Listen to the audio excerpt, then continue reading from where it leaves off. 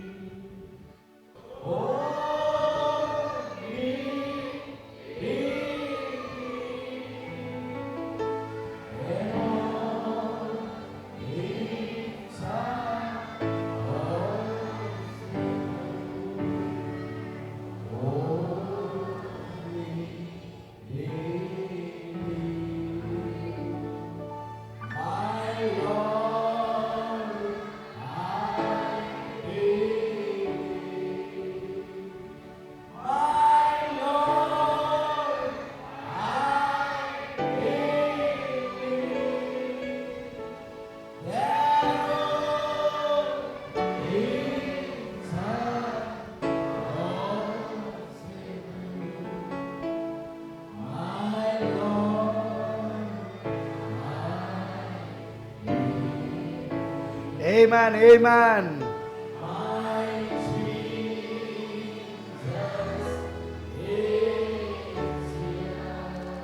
Wonderful.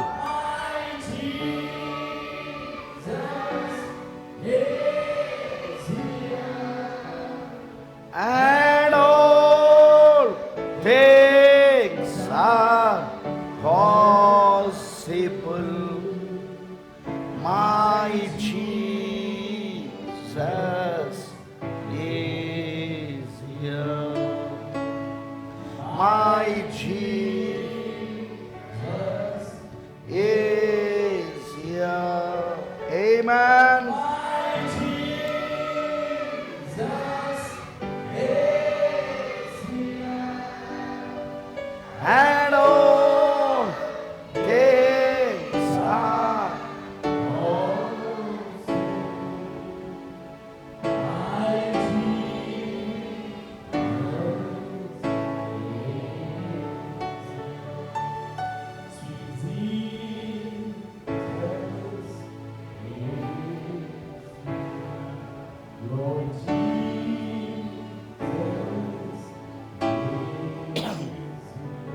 Thank you, Lord. Let us turn to the Bible. పరిశుద్ధ గ్రంథమును తెరదాం. తెస్సలోనికీయులకు రాసిన పత్రిక, మొదటి పత్రిక 4వ అధ్యాయము 16వ వచనం నుండి చదువుకుందాం. ఆ తర్వాత ప్రకటన 8వ అధ్యాయం 1వ వచనాన్ని చదువుదాం. ఆ తర్వాత ప్రకటన 10వ అధ్యాయం 1 నుండి 6 వచనాలు చదువుదాం. Let's turn to the Bible. తెస్సలోనికీయులకు రాసిన మొదటి పత్రిక 4వ అధ్యాయం 16వ వచనం నుండి. ఆర్భాటముతోనూ ప్రధాన దూత శబ్దముతోనూ దేవుని బూరతోనూ పరలోకము నుండి ప్రభు దిగివచ్చును. క్రీస్తునందుండి మృతులైన వారు మొదట లేతురు. ఆ మీదట సజ్జలమే నిలుచుండు మనము వారితో కూడా ఏకముగా ప్రభువును ఎదుర్కొనుటకు ఆకాశ మండలమునకు మేఘముల మీద కొనిపోబడుదుము. కాగా మనము సదాకాలము ప్రభుతో కూడా ఉందుము. దేవుడి మాటలను దీవించును గాక. అలానే నెక్స్ట్ ప్రకటన గ్రంథము 8వ అధ్యాయము 1వ వచనాన్ని చదువుకుందాం. ఆయన అనగా గొర్రెపిల్ల 7వ ముద్రను విప్పినప్పుడు, ముద్రలు విప్పేది గొర్రెపిల్లనేనా? ఎగ్జాక్ట్లీ. ఇప్పుడు నీకు కూడా ముద్రలు విప్పుతున్నది గొర్రెపిల్లనేనా? ఎగ్జాక్ట్లీ. విలియం రెనామ్కి విప్పినది గొర్రెపిల్లనేనా? గొర్రెపిల్లనేనా? ముద్రలు విప్పింది ఆయనకు. ఇప్పుడు నీకు కూడా విప్పుతున్నది గొర్రెపిల్లనేనా? ఎందుకంటే ఆ గ్రంథముకున్న ముద్రలను విప్పగలిగిన అర్హత విమోచకుడికి తప్ప, రక్తమును కార్చిన విమోచకుడికి తప్ప ఇంకెవరికి లేదు అక్కడ అర్హత. ఎందుకంటే ఆ గ్రంథములో ఉన్నది ఎవరంటే ఆయన వధువై ఉన్నారు, ఆయన పెళ్లి కుమార్తె అయి ఉన్నారు. వారినైనా తన శిలువ రక్తము చేత విమోచించాడు. ఆయన తన రక్తమును క్రయధనముగా చెల్లించాడు, వలగా చెల్లించాడు ఆయన. కరెక్టేనా? అందుకే ఆయననే అరుడని ప్రకటన 5లో చెప్పబడిందా? Praise the Lord. అరుడు కోసము ఆ గ్రంథాన్ని కొన్న ముద్రలను విప్పడానికి అరుడు కోసం యోహాను ముల్లోకాలలో వెతికాడా? పరలోకంలో వెతికాడు, భూలోకంలో వెతికాడు, భూమి క్రింద పాతాళంలో కూడా వెతికాడు, కానీ అరుడు ఒక్కడు కూడా కనబడలేదు. అయితే ఎప్పుడైతే గొర్రెపిల్ల వధించబడినట్లున్న గొర్రెపిల్ల, రక్తము కార్చుచున్న గొర్రెపిల్ల, రక్తం కార్చుచున్న వాక్యం ఎప్పుడైతే రంగంపైకి వచ్చిందో, అప్పుడు అక్కడ ఉన్న వాళ్ళందరూ పరలోకంలో ఉన్న సైన్యం అంతా ఏమనడం మొదలుపెట్టిందంటే, నీవే అరుడవై ఉన్నావు, రక్తం ఇచ్చి కొన్నవాడవు నీవే కాబట్టి నీవే అరుడవై ఉన్నావు. ఏ మ్యాన్, అందుకే ముద్రలను విప్పే అధికారము, అర్హత కేవలం గొర్రెపిల్లకు మాత్రమే ఉన్నది. బైబిల్ అంటుంది, ఆయన అంటే గొర్రెపిల్ల 7వ ముద్రను విప్పినప్పుడు పరలోకమందు ఇంచుమించు అరగంట సేపు నిశ్శబ్దంగా ఉండెను. ఏ చిన్న సూచన కూడా దేవుడు చూపించలేదు ఈయనకు, యోహానికి. చిన్న కదలిక కూడా చూపించలేదు, చిన్న గుర్తులు కూడా చూపించలేదు. ఒకటే మాట, పరలోకంలో నిశ్శబ్దంగా ఉంది, అది కూడా అరగంట సేపు. కరెక్టేనా? అటు యేసు మత్తయి సువార్త 24వ అధ్యాయంలో 7 ముద్రలు బోధిస్తున్నప్పుడు 7వ ముద్ర దగ్గరకు వచ్చినప్పుడు ఏమీ బోధించలేదు ఆయన అక్కడ. కరెక్టేనా? విత్తన రూపంలో ఆయన బోధించాడు అక్కడ, సీడ్ విత్తన రూపంలో, కానీ ఏమీ బోధించలేదు అక్కడ ఆయన దాన్ని ఒమిట్ చేశాడు, వదిలిపెట్టేశాడు ఆయన దానిని ఆయన కేవలం ఆయన 2 చేశాడు. ఒకటి ఆయన రాకడ, ఆ 7వ ముద్ర ఆయన రాకడ కాబట్టి రాకడ సూచనలు ఇచ్చాడు. ఒకటి అంటే రాకడ సమయంలో ఏ సూచనలు జరుగుతాయో చెప్పాడు. రెండవది ఉపమాన రీతిగా బోధించాడు ఆయన, అది కూడా 25వ అధ్యాయం నుండి, 24లో కాదు, 25వ అధ్యాయం నుండి ఆయన ఉపమానంలోనికి వెళ్ళాడు. పరలోక రాజ్యము 10 మంది కన్యకలను పోలి ఉన్నదని చెప్పుకుంటూ ఉపమానంలోకి వెళ్ళిపోయాడు ఆయన, 7th సీల్. అమ్మనంటారా? కానీ మనకు తెలుసు 7వ దూత ద్వారా ఈ మర్మం అంతా బయలుపరచబడాల. యోహాను ప్రకటన 10వ అధ్యాయంలో 1వ వచనంలో మనం చూస్తే, అదే 7వ ముద్ర ప్రకటన 10లో మనం చూస్తే, అది కూడా రాయవద్దని దేవుడు చెప్పాడు అక్కడ. అదే 7 ఉరుముల వర్తమానం. చూద్దాం, ప్రకటన 10వ అధ్యాయం 1వ వచనం. బలిష్ఠుడైన వేరొక దూత పరలోకము నుండి దిగి వచ్చుట చూచితిని.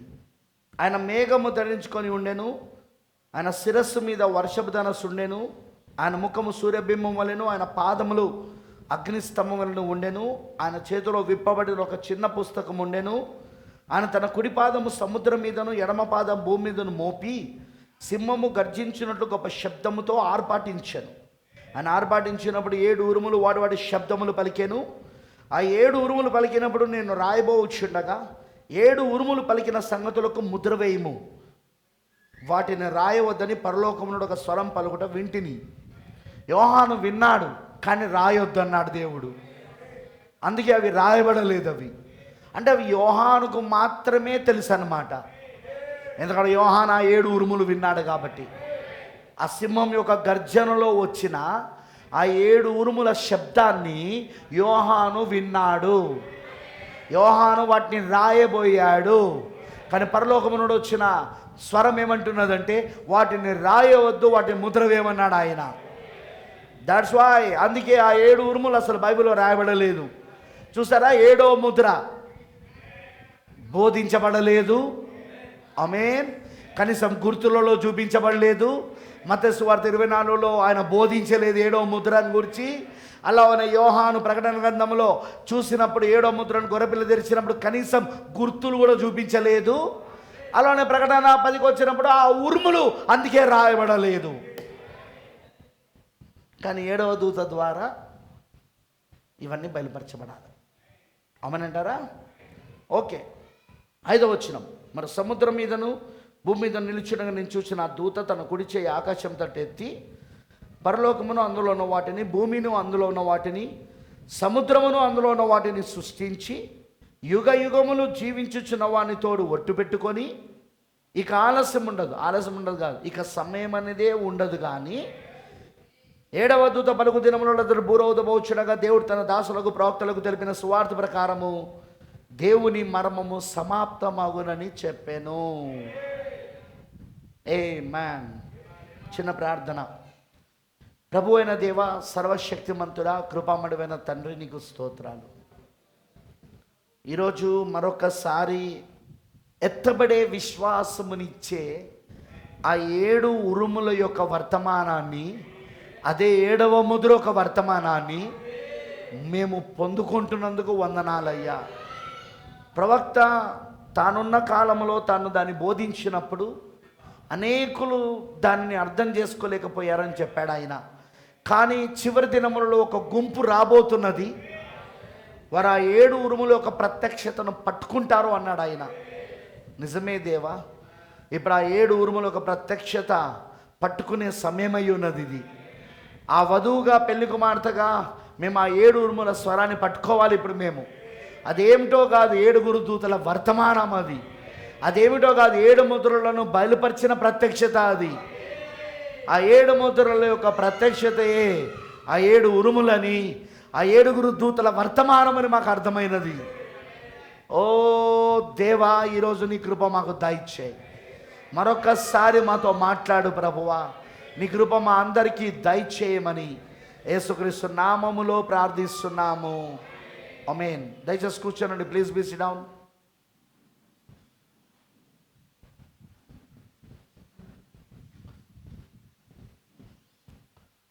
క్రీస్తునందు ప్రేమైన దేవుని పిల్లలందరికీ ప్రభునేసుక్రీస్తు నామములో శుభములు, వందనాలు తెలియజేస్తున్నాను. నిన్న రాత్రి మనం ఒక కొటేషన్ చదివినాం. నిన్న అది మళ్ళీ చదవాల్సిన అవసరం లేదనుకుంటా. అదేమిటంటే 7వ ముద్ర 3 మడతల మరమ్ముగా ఉన్నది అన్నాడు ఆయన. 3 మడతల ఉద్దేశం. మొదటి 4 ముద్రలు 3 మడతల ఉద్దేశం. 6వ ముద్ర 3 మడతల ఉద్దేశం. ఇప్పుడు 7వ ముద్ర కూడా 3 మడతల ఉద్దేశం. ఇక్కడే ఉన్నారా? నేను చెప్పేది ఏమైనా అర్థమవుతుందా? మరి 3 మడతల ఉద్దేశం అన్నాడు 7వ ముద్ర. మరి అది కూడా అన్నాడుగా, నేను ఇక్కడ వేదికపై నిలబడి ఉండుట ఎంత వాస్తవమో దాని ప్రత్యక్షతను నేను ఇప్పుడు కలిగి ఉండడం కూడా అంతే వాస్తవం. 7th seal 7వ ముద్ర. ఇప్పుడు దాని గురించి మనం మాట్లాడుతున్నప్పుడు జాగ్రత్తగా వినండి. ఆయన ఒకటే మడతని చెప్తానన్నాడు. అందులో ఆ 3 మడతలలో ఒక మడతను మాత్రమే మీకు బోధిస్తానన్నాడు. అది కూడా చదివినాం. తర్వాత మీరు ఇంటికి వెళ్ళాక 7వ ముద్ర చదవండి. అక్కడ నుండి నిజంగానే ఆయన ఒకదానే చెప్పాడు. ఆయన మిగతా 2 చెప్పలేదు ఆయన. అయితే ప్రవక్త 1963 మార్చి నెలలో ఆయన 7వ ముద్రను బోధిస్తున్నప్పుడు అది 3 మడతలు ఒక మర్మముగా ఉన్నది, 3 మడతలు ఒక ఉద్దేశమై ఉన్నదని చెప్పి ఆ 3 మడతల యొక్క ఆ 3 విధములకు ఉద్దేశం ఏదైతే ఉందో అందులో ఒకటి మాత్రమే మీకు బోధిస్తానని అక్కడ బోధించాడు. కానీ అదే మళ్ళీ 1963లో జూలై నెలలో 7వ నెల జూలై నెలలో 28వ తారీఖున దేవుని మర్మమైన క్రీస్తు బయలుపరచబడెను అనే వర్తమానంలో, Christ is the mystery of God revealed, దేవుని మర్మమైన క్రీస్తు బయలుపరచబడిన వర్తమానంలో ఆ 3 విధముల యొక్క ఉద్దేశాన్ని, అంటే ఆ 3 మడతల యొక్క మర్మాన్ని చాలా క్లియర్గా ప్రవక్త చెప్పుకుంటూ వచ్చాడు ఆయన. అమనంటారా? మీకు విషయం చెప్తా. ఈ 3 మడతల యొక్క మర్మములో బైబిల్ అంతా దాగున్నది. మరలా చెప్తున్నా, ఈ 3 మడతల యొక్క మర్మములో, ఈ 3 విధములకు ఉద్దేశంలో హోల్ బైబిల్ విమోచన ప్రణాళిక అంతా. హోల్ బైబిల్ అంటే ఏంటి? బైబిల్ అంతా మొత్తం ఏంటిది? విమోచన ప్రణాళిక, రిడెంప్షన్ స్టోరీ. కరెక్టేనా? The plan of redemption. The whole Bible is plan of redemption. Bible అంతా ఏంటిది? ఒక విమోచన పథకమై ఉన్నది, ఒక విమోచన గాథ అయి ఉన్నది, ఒక విమోచన ప్రణాళిక అయి ఉన్నది. అది ఆ విమోచన ప్రణాళిక అంతా ఈ 7వ ముద్రలో ఆ 3 మడతల మర్మములో ఉన్నది. అర్థమైందా? 7వ ముద్రలో ఆ 3 మడతల మర్మములో ఉన్నది. ఏంటిది? విమోచన ప్రణాళిక అంతా. ఇక్కడే ఉన్నారా? జాగ్రత్తగా వినండి. ఇప్పుడు దాన్ని ఆయన దేవుని మనమైన క్రీస్తు బయలుపరచబడిన వర్తమానంలో చెప్పాడు. అద్భుతమైన వర్తమానం, నాకు ఇష్టమైన వర్తమానంలో ఇదొకటి. ఇందులో ఉన్న ప్రత్యక్షత అసలు మీరు అది కనుక మీరు పొందుకుంటే ఆ వర్తమానంలోని ప్రత్యక్షత చెప్పాలంటే గంతులేస్తారు. మీరు ఆనందముతో గంతులేయడం మొదలు పెడతారు. అలా ఉంటుంది అందులో. అది దాదాపు 3-4 గంటల ప్రసంగం. అది 3-4 గంటలు ప్రసంగించాడు ప్రవక్త దాన్ని. బట్ అద్భుతమైన వర్తమానం అది, వండర్ఫుల్ మెసేజ్. అది అర్థమైందని చెప్పింది. ఆమేన్.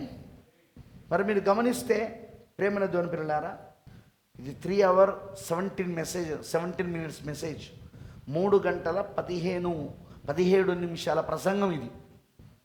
ఈ ప్రసంగం చూడండి. అందులో 140వ పారాగ్రాఫ్లో ఇలా అంటున్నాడు. కొంచెం నేను జాగ్రత్తగా నెమ్మదిగా వెళ్తా, జాగ్రత్త వినండి, గమనించండి.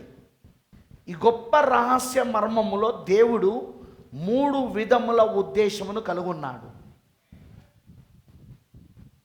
ఈ గొప్ప రహస్య మర్మములో దేవుడు 3 విధముల ఉద్దేశమును లేదా 3 మడతల ఉద్దేశమును కలుగున్నాడు. జగత్తు పునాది వేయబడక ముందే లేదా జగత్తు పునాదికి ముందే ఆ సంకల్పం అంటే ప్రణాళిక, ఆ సంకల్పమును ఆయన కలిగి ఉండేను. సో 7th seal మనం ఆది కాండంలో చూసినాం. ప్రవక్త ఏమన్నాడు 78వ పారాగ్రాఫ్లో 7వ ముద్రలా 78వ పారాగ్రాఫ్లో ఏమన్నాడు, అది ఆది కాండము నుండి పలకబడింది అన్నాం. కానీ ఈ మెసేజ్ అంటున్నాడు, ఆయన జగత్తు పునాది వేయబడక మునిపే ఆయన ఆ ప్రణాళికను కలుగున్నాడు అంటున్నాడు ఆయన. అయితే ఆయన ప్రణాళిక ఎలా ఉందట? 3 మడతల ఉద్దేశం, 3-fold పర్పస్, 3 మడతల ఉద్దేశం, 3 విధముల ఉద్దేశం. అమనంటారా? అందులో 3 ఉద్దేశములు ఉన్నవి. ఈ ఉదయం ఆ 3 విధముల ఉద్దేశం ఏమిటో తెలుసుకుందాము. అందులో 3 ఉద్దేశములు ఉన్నవి. ఈ ఉదయం ఆ 3 విధముల ఉద్దేశం ఏమిటో తెలుసుకుందాము. ఇక్కడున్న దేవుని సహాయం ద్వారా ఆయన దానిని చూడగలడని నేను నమ్ముచున్నాను. ఈ 3 విధముల సంకల్పం ఏమిటో మనము కనుగొనవలేను. 141వ పారాగ్రాఫ్. మొదటిగా దేవుడు తన్ను తాను జనులకు ప్రత్యక్షపరచుకొని కోరేను. విమోచన ప్రణాళికలో మొట్టమొదటిగా దేవుడు ఏం కోరుతున్నాడంటే తనను తాను ప్రత్యక్షపరచుకోరుతున్నాడు ఆయన. మీరు అనొచ్చు, దేవుడు ఆదామును అవ్వను సృజించినప్పుడు మరి దేవుడు తనను తాను ప్రతిరోజు సాయంత్రం వేళలో, ఆ చల్లపూటన సాయంత్రం వేళలో, సాయంకాల వెలుగులో దేవుడు ఆదామవ్వలిద్దరిని కూడా కలుసుకొనుటకు, ఆ కుమారుడు దేవుని కుమార్తె అయిన ఆదామవ్వలిద్దరిని కలుసుకున్నటకు, వారితో సహవాసం చేయుటకు. సహవాసం అంటే ఏంటిది? ఒకరితో ఒకరు మాట్లాడుకొనుట. వారితో సహవాసం చేయుటకు ప్రభు వచ్చేవాడుగా. అది సరిపోలేదా? లేదు లేదు లేదు లేదు లేదు అదే మనం ఈరోజు గమనించాలి. ఆమేన్, హల్లెలూయా. ఆదామవ్వల దగ్గరికి ప్రతిరోజు ఆయన సాయంత్రం వేళలో వచ్చినా, వారితో ఆయన సహవాసం కలుగున్నా, ఆయన ఉద్దేశం ఏంటిదంటే, ఆయన ప్రణాళిక ఏంటంటే ఆయన తనను తాను వాళ్ళకి బయలుపరుచుకోవాలి. ఆయన ఇప్పుడు ఆదామవ్వలకు ఆయన ఒక తండ్రిగా మాత్రమే, సృష్టికర్తగా మాత్రమే తెలుసు. నువ్వు ఆదాముని అడిగినావనుకో, ఆదామా నీ దేవుడు ఏమై ఉన్నాడు అంటే సృష్టికర్త. మొదటి అధ్యాయంలో మొత్తం సృష్టినంతా ఆయన మాట చేత సృజించలేదా? మొత్తం సృష్టినంతా, విశ్వమునంతా ఆయన తన మాట చేత సృజించలేదా? కాబట్టి ఆయన సృష్టికర్త. తర్వాత ఆయన మా తండ్రి, ఎందుకంటే మమ్మల్ని సృజించింది ఆయనే, మా ఇద్దరిని తయారు చేసింది ఆయనే. ఆ తర్వాత అంతే, ఇంకేముంది? మీకు అర్థమవుతుందని అన్నది. ఈ 2 మాత్రమే ఆదామవ్వలకు తెలుసు. కానీ దేవుడు అలా కాదు. ఇప్పుడు తన సంపూర్ణతను వాళ్ళకు తెలియజేయాలనుకుంటున్నాడు ఆయన. ఎందుకంటే దేవునిలో కేవలం సృష్టికర్త మాత్రమే లేడు, దేవునిలో తండ్రి మాత్రమే లేడు, దేవునిలో రక్షకుడు కూడా ఉన్నాడు. దేవునిలో స్వస్థపరచువాడు కూడా ఉన్నాడు, దేవునిలో విమోచకుడు కూడా ఉన్నాడు. వింటున్నారా? అవన్నీ ఆదాము వాళ్ళకి తెలియదు. ఏది నేను అన్నది పడిపోకముందు, పాపములో పడిపోకముందు అవన్నీ ఆదాము వాళ్ళకు తెలియదు. కానీ దేవుడు తన మనస్సులో జగత్ పునాది వేయబడక మునిపే 7వ ముద్రలో అది 3 మడతల ఉద్దేశంగా ఉన్నది. అది 3 విధముల ఉద్దేశంగా ఉన్నది. ఆ మొదటి ఉద్దేశం ఏంటంటే దేవుడు తనను తాను తన ప్రజలకు ప్రత్యక్షపరచుకోగోరుతున్నాడు.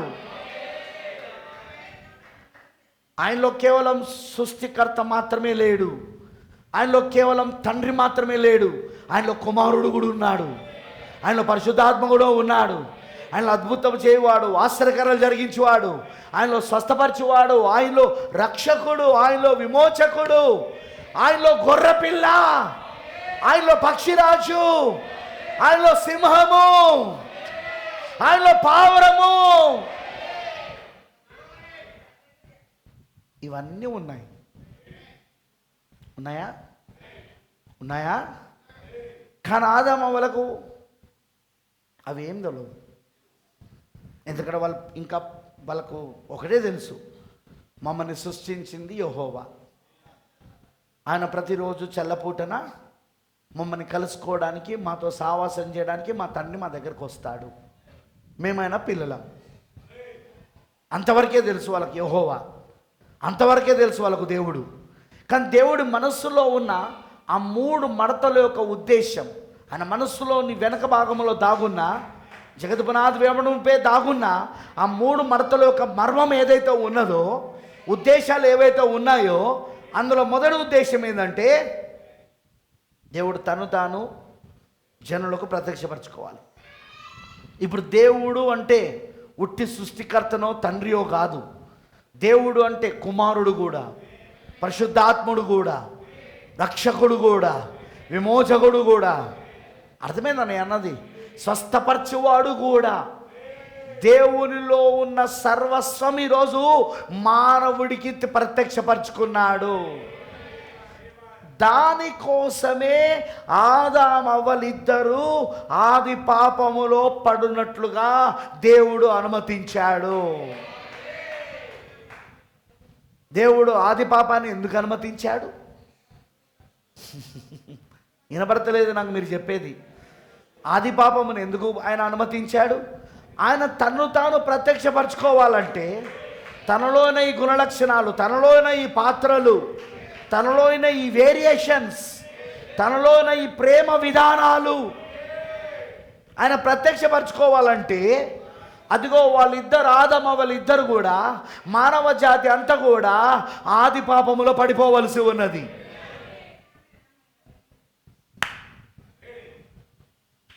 అందుకు ఆయన ఏం చేయాలి? వాళ్ళు ఆది పాపంలో పడిపోతే అప్పుడు గొప్ప యెహోవా, గొప్ప ఆత్మగా ఉన్న ఆయన మనిషి కుమారుడిగా మారి, దేవుని కుమారుడిగా మారి ఈ భూమిపైకి మన మధ్యలోనికి రావాలి ఆయన.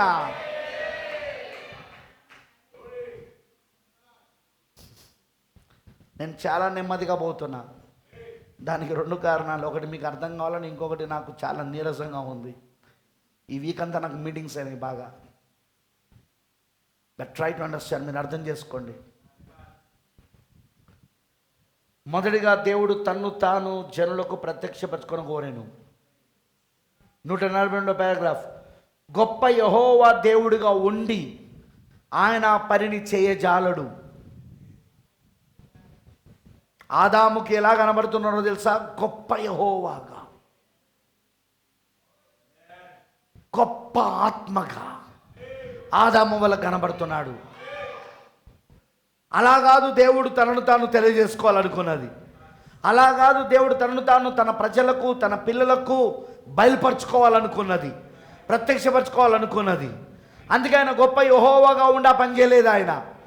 అందుకే ఇప్పుడు వాళ్ళు ఏం కావాలి? వాళ్ళు పడిపోతే, వాళ్ళ ఆది పాపము ద్వారా పడిపోతే, అప్పుడు ఆయన మనిషి కుమారుడిగా, ఏకైక మనిషి కుమారుడిగా, దేవుని కుమారుడిగా రాగలడు ఆయన. ప్రవక్త అంటున్నాడు, గొప్ప యెహోవాగా ఉండి ఆయన ఆ పనిని చేయజాలడు. ఆయన కాలమును నిత్యత్వమును శూన్యమును కప్పినవాడు.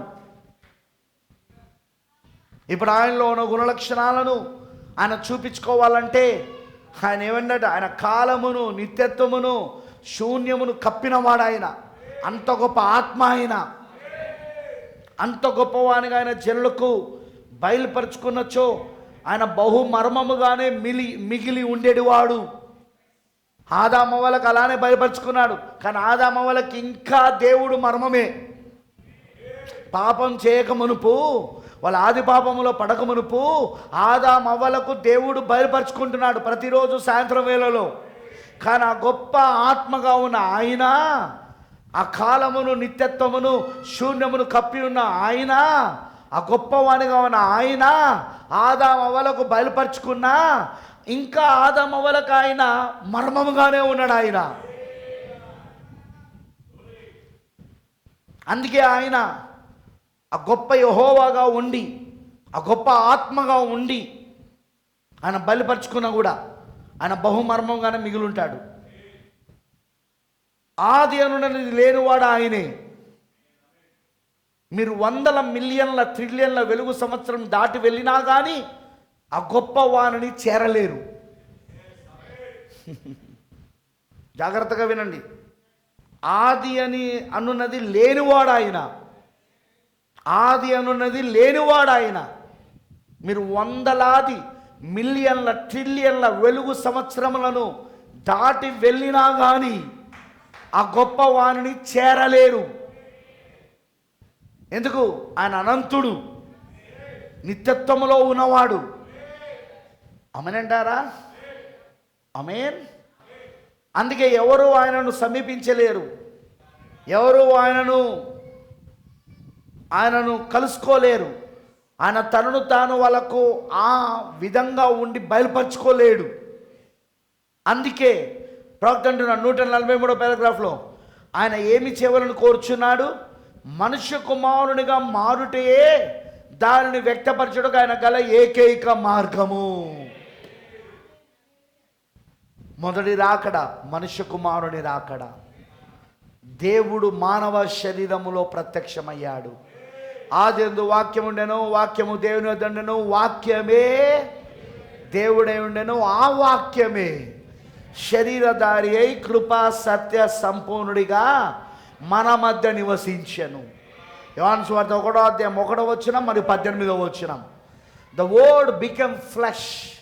వాక్యము శరీరమైనది, వాక్యము రక్తమాంసములైనది. ఇంతకు వాక్యం ఎవరు? దేవుడై ఉన్నాడు. వాక్యము దేవుడై ఉన్నాడు. వింటున్నారా? ఇప్పుడు దేవుడు ఏం చేశాడు? వాక్యం ఏం చేసింది? ఇప్పుడు ఏకైక మనిషి కుమారుడిగా మారాడు ఆయన. ఇప్పుడు ఆయన ఏకైక మనిషి కుమారుడుగా మారాలంటే ఖచ్చితంగా వారు పాపములో పడాలి, ఖచ్చితంగా వాళ్ళ అపరాధములో పడాలి. కరెక్టేనా కాదా? వారు అపరాధములో పాపములో పడిపోతేనే ఆయన ఏకైక మనిషి కుమారుడుగా ఆయన రాగలడు వాళ్ళ దగ్గరికి. ప్రవక్త అంటున్నాడు, ఆయన ఏం చేయాలని కోరుచున్నాడు? మనిషి కుమారుడుగా మారుటే దానికి వ్యక్తపరచుటకు ఆయన గల ఏకైక మార్గం. ఏలే అనగా ఆయన తండ్రి. అందుకే యేసు మనిషి కుమారునిగా పిలువబడెను. చూడండి, ఆయన దేని గురించి మాట్లాడుచున్నాడో వారిలో చాలామంది ఎరుగరు. ఎందుకు? ఆయన మొదటి రాకల్లో వచ్చినప్పుడు ఆయన నేను మనిషి కుమారుని అని చెప్తున్నప్పుడు ఆయన ఏం మాట్లాడుతున్నాడో వాళ్ళు చాలామంది ఎరగరట. ఇప్పటికీ సంఘశాఖలు ఎరగరు, ఇప్పటికీ సంస్థాగత సంఘాలు ఎరగవు. మనకు 7వ ముద్ర మర్మం తెరబడ్డది కాబట్టి ఆ 3 మడతల ఉద్దేశం ఏమిటో, అందులో మొదటి మడత ఉద్దేశం మనకు అర్థమైంది కాబట్టి ఈ రోజున మనకు ఆయన మనిషి కుమారుని పిలుస్తున్నది ఏంటో మనకు అర్థమవుతా ఉన్నది. అఫ్కోర్స్ ఈ మెసేజ్లో ఇంకా మనిషి కుమారుడు ఎవరో కూడా అర్థం కాలేదు. ఈ వర్తమానంలో కూడా ఇంకా చాలామందికి మనిషి కుమారుని పరిచర్య అర్థం కాలేదు. దేవుడే మానవ శరీరంలో వస్తాడని, ఆయన మనిషి కుమారుడుగా పిలువబడతాడని ఆ సంగతి ఇంకా తెలియదు. చూడండి, 7వ ముద్ర 3 మడతల మర్మం. అందులో మొదటి మడత దేవుడు తన జనులకు, తన ప్రజలకు తన్ను తాను ప్రత్యక్షపరచుకోగోరాడు. అందుకు ఆయన చేసిన మార్గం ఏంటిదంటే ఏకైక మనిషి కుమారుడిగా రావడం. అర్థమైందా? ఏకైక మనిషి కుమారుడిగా ఆయన రావడం. ప్రవక్త అంటున్నాడు, ఆయన దేనిని గురించి మాట్లాడుచున్నో వారిలో చాలామంది ఎరగరు. మీరు గ్రహించారా? ఆయన తన్ను తాను బయలుపరచుకొని కోరాను. ఆయన ఒక గొప్ప ఉద్దేశములు మూడింటిలో ఇది ఒకటి. ఇది మొదటిది అన్నమాట. ఆ మూడు ఉద్దేశాలలో ఇది మొదటిది. ఆయన తన్ను తాను వ్యక్తపరచుకొని కోరాను. క్రీస్తు తనను తాను బయలుపరచుకున్నకు మానవులతో గుర్తింప చేసుకొని కోరాను. ఆయన కూడా మానవుల్లో ఒక మానవుడిగా, వండర్ఫుల్, దేవుడే మానవునిలో ఒక మానవుడిగా గుర్తింప చేసుకున్నాడు ఆయన. ఇప్పుడు ఆయన, నేను చెప్పేది మీకు అర్థమవుతున్నదా? దేవుడే మానవుడిగా తనను తాను గుర్తింప చేసుకున్నాడు. దాన్నే ఏకైక మనిషి కుమారుడు అంటారు. ఇప్పుడు క్వశ్చన్, నేను కొంచెం ఇది మాట్లాడుతున్నప్పుడు జాగ్రత్తగా వినండి. ఇది మొదటి మడత, దీని వివరణకు వెళ్తాను నేను. తర్వాత రెండవ మడత ఏంటిదో 144వ పారాగ్రాఫ్ చెప్పాడు. రెండవదిగా ఆయన తన విశ్వాసుల శరీరములో, ఏంటిది? ఆయన తన విశ్వాసుల శరీరములో ప్రధాన భాగముగా ఉండగోరేను. హల్లెలూయా.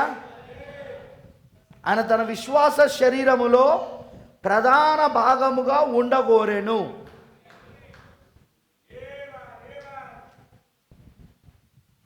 విశ్వాసుల శరీరం అదే సంఘం, వధువు పెళ్లి కుమార్తె. విశ్వాసుల శరీరం సంఘం పెళ్లి కుమార్తె. ఈ పెళ్లి కుమార్తెలో ఆయన ప్రధానమైన భాగముగా, ప్రీమినెన్స్. Secondly, to have the preeminence in his body of believers, that is his bride, that he might live in people. రెండవదిగా ఆయన తన విశ్వాసాల విషయంలో ప్రధాన భాగం ఉండగలను. ఆయన తన వధువులో జీవించగోరెను, తన జనులలో జీవించగోరెను. తన వధువులో జీవించగోరెను, తన జనులలో జీవించగోరెను. ఆమెనంటారా? అర్థమైన వాళ్ళందరూ ఆమె చెప్పండి. ఇది రెండవది. 3 మడతలు, 7వ ముద్ర 3 మడతలు. 3 మడతల మర్మం, 3 మడతల ఉద్దేశం. మొదటి ఉద్దేశం, క్రీస్తు తనను తాను బయలుపరచుకోవాలి తన ప్రజలకు. రెండవ ఉద్దేశం, క్రీస్తు తన యొక్క సంఘములో, తన యొక్క వధువులో ప్రధానత్వమును కలిగి ఉండాల, ప్రథమ స్థానాన్ని కలిగి ఉండాల. అర్థమైందా? ఆయన తన జనులలో జీవించాలనుకున్నాడు ఆయన. ఆమెనంటారా? 140వ పారాగ్రాఫ్లో అంటున్నాడు, బాగా వినండి.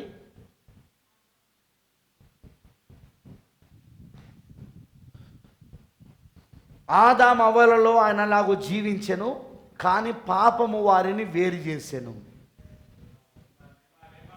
ఆదాము అవ్వలో ఆయన ఉన్నాడు, కానీ పాపం వారిని వేరు చేసెను. ఇప్పుడు దాని పొందు మార్గం ఉన్నది. దీని గురించి ఆలోచించితేనే నాకు గొప్పగా ఉన్నది. దేవుని ఉద్దేశం ఏమిటో మీరు చూచారా? అయితే ఆదాము వలన నేను ఎందుకు ఆ విధంగా ఉంచలేదు? అలాగైతే ఆయన ఎన్నడూ తన సంపూర్ణతను, పూర్తి లక్షణములను వ్యక్తపరిచి ఉండి కలిగేవాడు కాదు. ఒకవేళ ఆదాము వలన అలాగనే ఉంచుండే, వారు ఏ పాపంలో పడిపోకుండా, ఏ ఆది పాపంలో పడిపోకుండా అలానే ఉంచి ఉండేది ఉంటే, ప్రవక్త అంటున్నాడు, దేవుడు తన సంపూర్ణతను, తన సంపూర్ణమైన లక్షణాలను, పూర్తి లక్షణాలను వ్యక్తపరిచి ఉండేవాడు కాదు ఆయన. వాళ్ళు పడిపోతేనే కదా దేవుల్లో ఉన్న గుణలక్షణాలు బయటకు వచ్చినాయి. దేవుల్లో ఉన్న రక్షకుడు బయటకు వచ్చాడు, దేవుల్లో ఉన్న విమోచకుడు బయటకు వచ్చాడు, దేవుల్లో ఉన్న స్వస్థపరిచేవాడు బయటకు వచ్చాడు, దేవుల్లో ఉన్న అద్భుతాలు ఆశ్చర్యకారాలు చేయవాడు బయటకు వచ్చాడు, దేవుల్లో ఉన్న కుమారుడు బయటకు వచ్చాడు, దేవుల్లో ఉన్న పరిశుద్ధాత్ముడు బయటకు వచ్చాడు. ఇవన్నీ ఏంటిది? దేవుల్లో ఉన్న గుణలక్షణాలు. కరెక్టేనా? ఇప్పుడు ఆ గుణలక్షణాలన్నీ ఆయన వ్యక్తపరచుకోవాలంటే ఆదాము అవ్వలు అలాగనే ఉంటే కుదరదు. ప్రైజ్ ది లార్డ్, హల్లెలూయా. అదే అడుగుతున్నాడు ప్రశ్న. అయితే ఆదాము అవ్వలను నేను ఎందుకు ఆ విధంగా ఉంచలేదు? ఉంచొచ్చు కదా దేవుడు, పాపం చేయకుండా ఉంచొచ్చు కదా, అట్లనే వాళ్ళ ఆది పాపం చేయకుండా ఉంచొచ్చు కదా. ప్రవక్త అంటున్నాడు దాని క్వశ్చన్కి ఆన్సర్, అలాగైతే ఆయన ఎన్నడూను తన సంపూర్ణతను, పూర్తి లక్షణములను, గుణలక్షణములను వ్యక్తపరిచి ఉండగలిగిన వాడు కాదు. Praise the lord. అర్థమైందా నేను చెప్పింది? దేవుని ఉద్దేశం, దేవుని ప్రణాళిక ఏంటది? విమోచన ప్రణాళిక, విమోచన సంకల్పం. అది ఎలా ఉంది? 3 మడతలుగా ఉన్నది. అది ఆ మర్మం 3 మడతలుగా ఉన్నది. అది 3 విధములుగా. కరెక్టేనా? ఆ విమోచన ఉద్దేశం 3 విధములుగా ఉన్నది. అది ఎప్పుడు? జగత్ పునాది వేయబడక మునుపే దేవుని మనసులో దాగున్న ఉద్దేశం అది. 7వ ముద్రలో ఇప్పుడు అది విప్పబడతా ఉన్నది. What is 7th seal? 7వ ముద్ర ఏంటిది? అపవాదికి ఎన్నడూ అది ఎందుకు తెలియదు? ఎందుకంటే అది దేవుడి మనసులో దాగున్నది కాబట్టి. దాని గురించి కూడా ప్రవక్త చెప్పిండా, నేను ఏదైనా చేయాలని అనుకున్నప్పుడు అది నా మనసులో ఉన్నంతసేపు అపవాది నా మనస్సుని ఎరగడు కాబట్టి, నా హృదయంలో ఉన్న ఆలోచనను ఎరగడు కాబట్టి వాడు ఏం చేయలేడు. కానీ అదే నేను దాని మాటతో చెప్పినప్పుడు, దాన్ని నేను ఇలా చేయబోతున్నానని చెప్పినప్పుడు వాడు ఎన్ని రకాలుగా దాన్ని ఆటంకపరచాలో అన్ని రకాలుగా వాడు ప్రయత్నిస్తాడు. అన్నాడా లేదా? ఇప్పుడు ఈ 7వ ముద్ర ఎక్కడుంది? దేవుని మనస్సులోని వెనక భాగములో ఉన్నది. ఇప్పుడు మనకి 7వ ముద్రలో ఏం విప్పబడుతున్నది? దేవుని మనస్సులోని వెనక భాగములో ఉన్న 3 మడతల ఉద్దేశాలు బయటపడతాయి ఇప్పుడు. ప్రైజ్ ది లార్డ్, హల్లెలూయా. ఇప్పుడు ఈ 3 మడతల ఉద్దేశం ఏదైతే 7వ ముద్రలో ఉన్నదో, 7వ ముద్ర అయి ఉన్నదో, ఆమేన్, అదంతా బైబిల్లో ఉన్నదంతా. బైబిల్ అంతా ఇప్పుడు 7వ ముద్రలో ఉన్నది. బైబిల్ అంతా ఇప్పుడు 7వ ముద్రలో ఉన్నది. ఈ 3 మడతల ఉద్దేశంలో ఉన్నది. ఎందుకంటే బైబిల్ అంతా విమోచన కథ అయి ఉన్నది.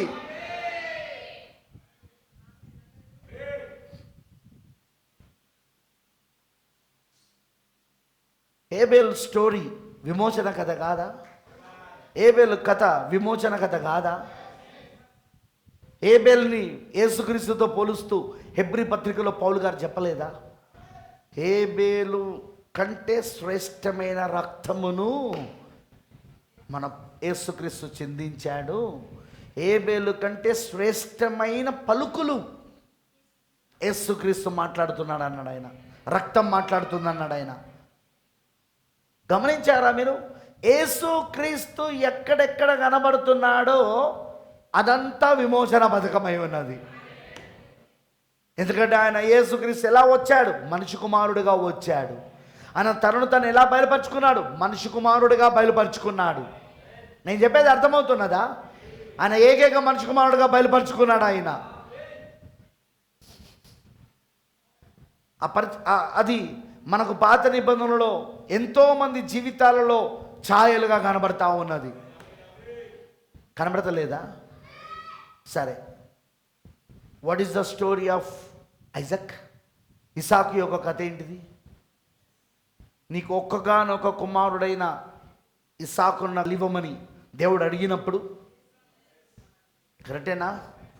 అమ్మోయ పర్వతంకి తీసుకెళ్తున్నప్పుడు ఇసాకు చేతిలో కట్టెలున్నాయి, కత్తి ఉన్నది, తాడుంది, నిప్పుంది, అన్నీ ఉన్నాయి. ఇప్పుడు తన కర్రలను తానే మోసుకొని వెళ్తున్నాడు అక్కడికి. నా తండ్రి, ఇదిగో కట్టెలు కర్రలున్నాయి, తర్వాత నిప్పున్నది, అన్నీ ఉన్నాయి, కానీ బలర్పించుటకు ఆ బలర్పణ ఏదని అడిగినప్పుడు ఆయన ఏమన్నాడు? యెహోవాయే దాన్ని చూసుకుంటాడు. కానీ ఇక్కడ ఇస్సాకే రాబోతున్న యేసుక్రీస్తుకి ముందు ఛాయగా ఉన్నాడు, ముంగుర్తుగా ఉన్నాడు. యేసుక్రీస్తు కూడా అదే కొండపైన వెళ్ళాడా లేదా? కలవరి కొండపైన తన యొక్క శిలువను తాను మోసుకుంటూ వెళ్ళి దానిపైన బలయ్యాడా లేదా? ఆయన మీకు నేను చెప్పేది మీకు ఏమైనా అర్థమవుతుందా? ఇవన్నీ విమోచన కథలు పాత నిబంధనల. ఏదైతే కొత్త నిబంధనలో యేసుక్రీస్తు మనిషి కుమారుడుగా వచ్చి ఆయన ఏదైతే చెయ్యబోతున్నాడో విమోచన, అదంతా ఛాయా రూపాలలో, సాదృశ్యాల రూపాలలో, ముంగుర్తుల రూపాలలో పాత నిబంధనలో అనేక మంది పరిశుద్ధుల జీవితాలలో, విశ్వాసుల జీవితాలలో, ప్రవక్తల జీవితాలలో చూపించుకుంటూ వచ్చాడు ఆయన. ఇదంతా మళ్ళీ ఈ ప్రణాళిక అంతా ఎక్కడుంది? దేవుని మనస్సులోని వెనక భాగములో జగత్తు పునాది వేయబడక మునిపే 3 మడతల మర్మముగా ఉన్నది ఆయనది. వండర్ఫుల్. అర్థమైందని చెప్పింది.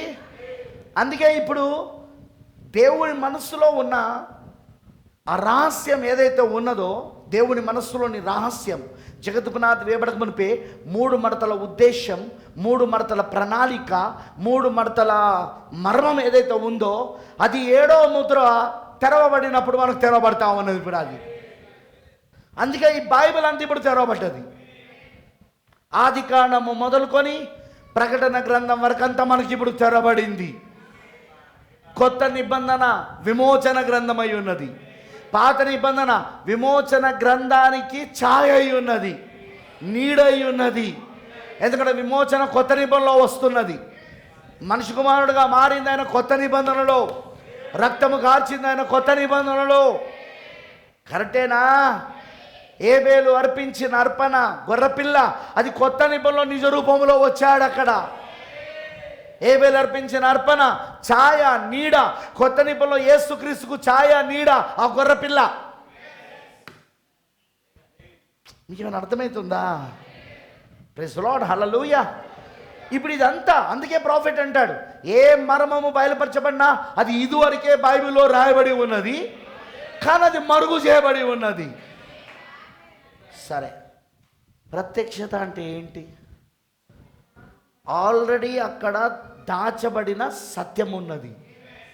ఆ దాచబడిన సత్యం పైన ముసుగు వేయబడి ఉన్నది. ఆ ముసుగును తొలగించుటయే ప్రత్యక్షత. అదే ప్రవక్త అంటాడు, ఆల్రెడీ బైబిల్లో అది రాయబడి ఉన్నది. 7 ఉరుములు బైబిల్లో మనకు రాయబడినట్టు కనబడతలేదు, కానీ రాయబడి ఉన్నది. ఎందుకంటే 7వ ముద్ర అంటే 7 ఉరుములే కదా. 7వ ముద్ర అంటే 7 ఉరుములే కదా. ఇప్పుడు 7th సీల్ 7 ఉరుములేనా కాదా? రాత్రి చూసాం కదా. అది రాయబడనట్టు కనబడతా ఉంది, కానీ రాయబడి ఉన్నది. ఎందుకు? దానిపైన ముసుగు వేయబడి ఉన్నది. ఇప్పుడు ఆ ముసుగును తొలగించుటయే ప్రత్యక్షత అయి ఉన్నది, బయలుపాటు అయి ఉన్నది. ఆ ముసుగును తొలగించుట. అర్థమైందని అన్నది? ముసుగును తొలగించుట. ఆ దాచబడిన సత్యము ఆ రాయబడిన వాక్యములోనే ఉన్నది. ఆ దాచబడిన సత్యం లేఖనాలలోనే ఉన్నది, కానీ దానిపైన ముసుగు వేయబడి ఉన్నది. ఇప్పుడు ఆ ముసుగును తొలగించుటే ప్రత్యక్షత, బయలుపాటు అయి ఉన్నది. 7th సీల్ బైబిల్లో లేదా అంటే ఉన్నది. 7వ ముద్ర బైబిల్లో లేదంటే ఉన్నది. చాలామంది 7వ ముద్ర నుండి ఏమనుకుంటారో తెలుసా? మనం చదివినాం చూడు, ప్రకటన 8వ అధ్యాయం 1వ వచనంలో గొర్రెపిల్ల 7వ ముద్రను తెరిచినప్పుడు పరలోకమందు ఇంచుమించు అరగంట సేపు నిశ్శబ్దమాయను. అది 7వ ముద్ర. కానీ 7వ ముద్ర ఎలా ఉన్నది అంటున్నాడు ప్రవక్త? 3 మడతల మర్మముగా ఉన్నది. 3 మడతల ఉద్దేశాలు అయి ఉన్నాయి. ఆ 3 మడతల ఉద్దేశము ఆది కాండము నుండి చూపించబడిందా? అయ్యయ్యో, అందుకే ఏమన్నాడు? 7వ ముద్ర ఆది కాండము నుండే పలకబడినది అన్నాడు ఆయన. కానీ చాలామంది ఏమంటారు, అది అరగంట సేపు నిశ్శబ్దం, ఎవడు తెలియదు. అరగంట సేపు నిశ్శబ్దం, ఎవడు తెలియదు. పరలోకంలో అరగంట సేపు నిశ్శబ్దం, ఎవడు తెలియదు. బట్ ప్రాఫిట్ క్లియర్గా చెప్తున్నాడు ఆయన. ఆ అరగంట నిశ్శబ్దం ఏంటిదంటే దేవుడి ప్రణాళిక. ఆ అరగంట నిశ్శబ్దం ఏమిటంటే ఆ దేవుని యొక్క విమోచన పథకము. 3 మడతల ఉద్దేశం అది. 3 మడతల ఉద్దేశం, 3 విధముల ఉద్దేశం, మొదటిది, దేవుడు తనను తాను తన ప్రజలకు ప్రత్యక్షపరచుకోరాడు. రెండవది, తన విశ్వాసులు, తన సంఘము, తన విశ్వాసులనే శరీరంలో, సంఘములో, వధువులో ప్రధానత్వాన్ని కోరాడు. ఆయన ప్రధానత్వాన్ని పొందుకుంటున్నాడు. అవునంటారా? అందుకే ఆదాము అవ్వలను కనుక దేవుడు అలాగనే ఉంచి ఉండేది ఉంటే, పాపం చేయకుండా, ఆది పాపంలో పడకుండా ఉంచి ఉండేది ఉంటే, ఆయన పూర్తి లక్షణాలు, ఆయన సంపూర్ణత అక్కడ వ్యక్తపరచబడే అవకాశం ఉండేది కాదు. అక్కడ ఆయన 7వ ముద్ర నెరవేర్పు జరిగేది కాదు అక్కడ. కానీ ఇప్పుడు ఆయన 7వ ముద్ర నెరవేర్పు జరగాలంటే, ఆయన తన ప్రజలకు తనను తాను బయలుపరచుకోవాలంటే, తనలో ఉన్న గుణలక్షణాలను, తనలో ఉన్న సంపూర్ణతను తన ప్రజలకు తెలియజేయాలి, వ్యక్తపరచాలి అంటే, ఇప్పుడు ఆదాము అవ్వలు ఖచ్చితంగా పాపంలో పడిపోవాలా. Do understand? ఇదంతా జగతు పునాది వేయబడక మునిపే దేవుడు కలుగున ప్రణాళిక. అందుకే నేను మెసేజ్ బోధించిన, సృష్టి ముందా విమోచన ముందా? వినపడతలా? విమోచనయే ముందు, 7వ ముద్రయే ముందు. 7th సీల్, 7వ ముద్ర, అదే విమోచనే ముందై ఉన్నది. సృష్టి కోసము విమోచన వచ్చిందా? విమోచన కోసము సృష్టి వచ్చిందా? ఎగ్జాక్ట్లీ. సృష్టి కోసము విమోచన కాదు, విమోచన కోసమే సృష్టి సృజించబడింది. విమోచన కోసమే. ఎందుకు బ్రదర్? ఆయన తనను తాను పూర్తిగా బయలుపరచుకోరాడు. ఆయన విమోచనను ముందు తన మనసులో ప్రణాళిక వేసుకొని, ఆ తర్వాత ఆ విమోచన కొరికై సృష్టిని సృజిస్తున్నాడు ఆయన. ఎందుకు? ఆయన తనను తాను తన ప్రజలకు వ్యక్తపరచుకోరాడు, తన ప్రజలలో ప్రధానత్వమును కలుగుండ కోరాడు.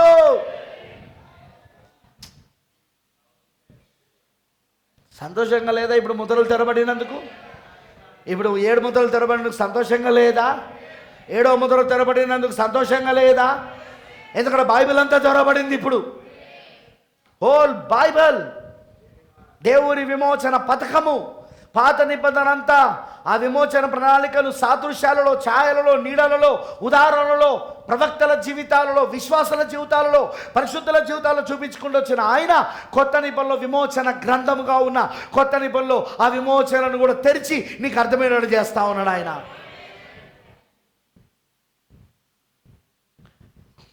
ప్రవక్త అంటున్నాడు, అయితే ఆదాము వలన ఆయన ఎందుకు ఆ విధంగా ఉంచలేదు? అలాగైతే ఆయన ఎన్నడూను తన సంపూర్ణతను, పూర్తి గుణలక్షణములను వ్యక్తపరిచి ఉండి కలిగేవాడు కాదు.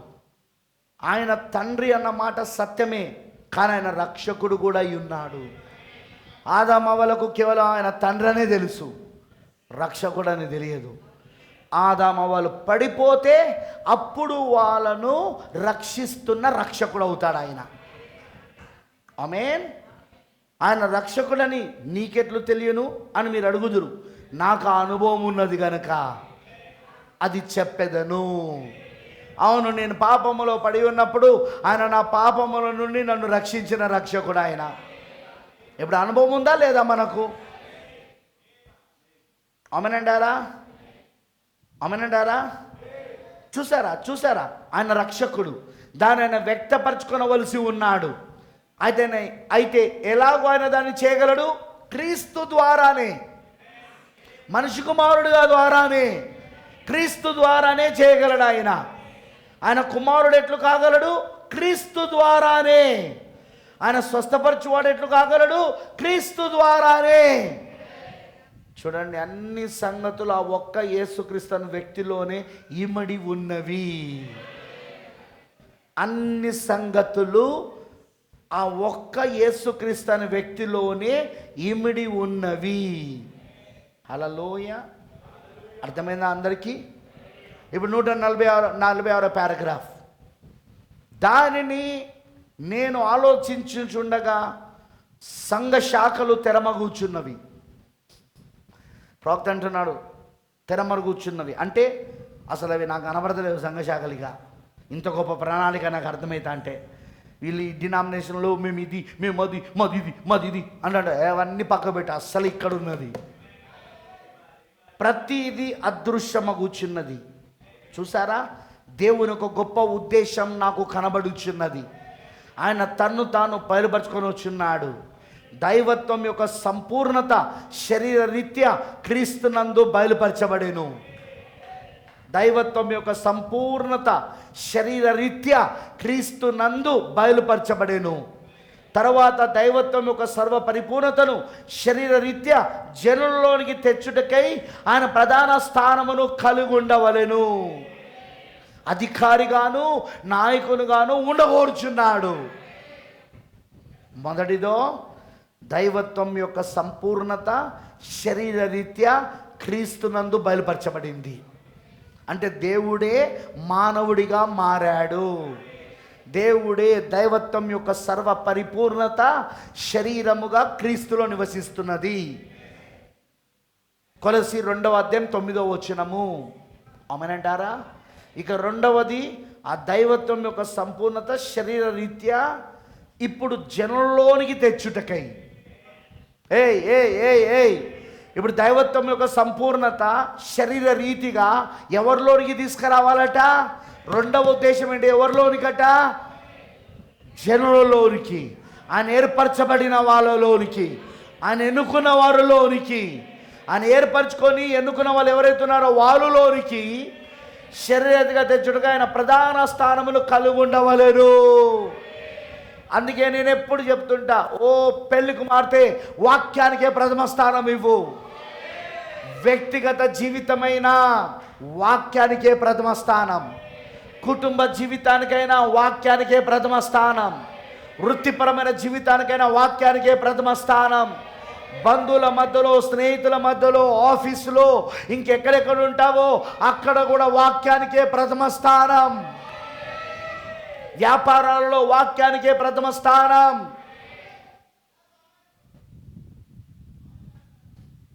అర్థమైందా?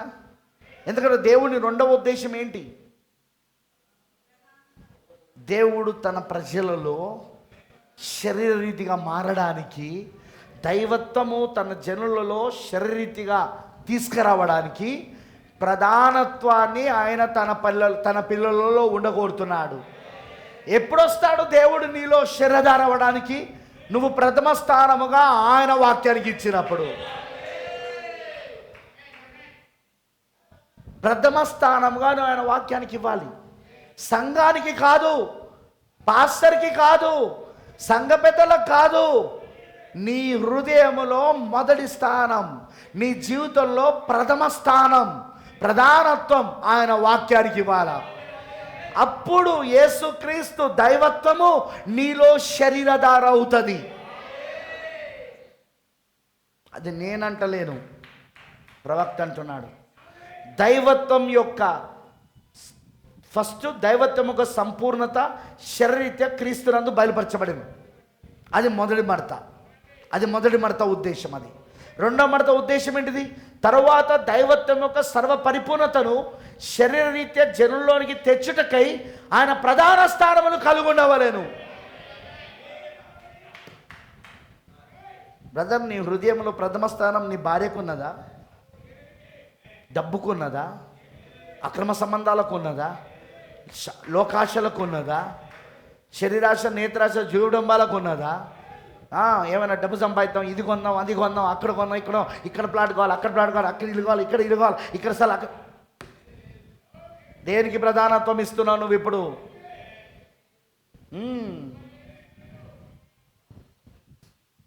దేవుని ఉద్దేశం మాత్రం ఈరోజు తన వధువు పట్ల దేవుడు కలిగిన ఉద్దేశం, 7వ మొదలులోని రెండవ ఉద్దేశం, రెండవ మడత యొక్క ఉద్దేశం, తాను వారిలో శరీరధారి కావాలని, దైవత్వం వాళ్ళలో శరీరధారి కావాలని, దానికోసం ప్రధాన భాగముగా ప్రధానత్వము వారు తన వాక్యానికి ఇవ్వాలని. హల్లెలూయా! ప్రధాన స్థానమును తన వాక్యానికి ఇవ్వాలని దేవుడు కోరుతా ఉన్నాడు. అధికారిగాను నాయకునిగాను ఉండగోరుతా ఉన్నాడు ఆయన. అందుకే పోయిన వారం నేను ఆ 3 యవనస్తుల కూడికలలో చెప్పాను, మనుష్య కుమారుడు వచ్చాడు, తలరాయి వచ్చాడు. మళ్ళీ అక్కడ నాయకుడు వచ్చినట్టు కానీ ఇక్కడ కూడా నాయకుడు వచ్చాడు, నాయకత్వం చేయడానికి వచ్చాడు. ఈ శరీరానికి, మర్మయుక్తమైన క్రీస్తు శరీరానికి, సంఘానికి శిరస్సుగా నాయకత్వం చేయడానికి వచ్చాడు. ఇప్పుడు శిరస్సు ఒక నాయకత్వం కింద ఈ సంఘం ఉన్నదే. దీనిని నమ్మని వాళ్ళందరూ సంఘాన్ని వాళ్ళ నాయకత్వం కింద పెట్టుకుంటున్నారు. వాళ్ళు ఎందుకు 1963లో తలరాయి వచ్చిందని నమ్ముతలేరు వాళ్ళు? ఎందుకు వాళ్ళు నాయకుడు వచ్చాడు ఏకైక మనిషి కుమారుడిగా ఆయన మరలా లూకా సువార్త 17వ అధ్యాయము 26 నుండి 30 వచనాల ప్రకారంగా, మత్తయి సువార్త 24వ అధ్యాయంలో 37వ వచనంలో చెప్పినట్టుగా, అదేవిధంగా మరి ఆదికాండం 18లో చరిత్రలో జరిగిన దాని ప్రకారంగా మరలా ఏకైక మనిషి కుమారుడు వచ్చాడు. ఈ రెండవ రాకడలను ఎందుకు నమ్ముతలేరు? ఎందుకంటే సంఘాన్ని వాళ్ళ నాయకత్వం కింద పెట్టుకోవడానికి, వాళ్ళ అధికారం కింద పెట్టుకోవడానికి, వాళ్ళు వాళ్ళ రాజ్యాలను స్థాపించుకోవడానికి, వాళ్ళ రాజ్యాలకు రాజులుగా ఉండడానికి, వాళ్ళ మాటకు లోబడేలా చేయడానికి. కానీ 7వ ముద్ర అవన్నీ పట్టాపంచలు చేసేస్తాంది. 7వ ముద్ర అవన్నీ బట్టబయలు చేసేస్తా ఉన్నది. వాళ్ళు చేస్తున్న మోసాలను బయట పెడతా ఉన్నది. తలరాయి రాలేదని చెప్పే ప్రతి వాడు మోసగాడు, పచ్చి మోసగాడు. తలరాయి రాలేదని చెప్పే ప్రతి వాడు పచ్చి మోసగాడు, దయ్యం పట్టినవాడు. ప్రకటన 10:1 1963లో ఆయన తలరాయిగా, ఆయన నాయకుడిగా, ఆయన అధికారిగా, ఆయన సంఘానికి శిరస్సుగా, ఆయన ఏకైక మనిషి కుమారుడిగా ఆయన వచ్చాడు. దాన్ని నమ్మని ప్రతి వాడు దయ్యం పట్టినవాడు, దయ్యం సంబంధి వాడు. ఎందుకంటే 7వ ముద్ర వాడికి అర్థం కాదుగా. రాత్రి విన్నాం కదా మనము. ప్రవక్త ఏమన్నాడు? 7వ ముద్ర 3వ ఈడ్పు సాతానునికి తెలియదు, సాతానునికి అర్థము కాదు. అర్థమవుతుందా? అర్థం కాదు. అందుకే వాడు వాళ్ళ సంఘాలకు ఏం బోధించుకుంటాడో తెలుసా? పాపం. వాని కిందున్న పాస్టర్లు, వాని కిందున్న సేవకులు, వాని కిందున్న సంఘాలన్నీ కూడా మోసపోతాయి. ఇప్పుడు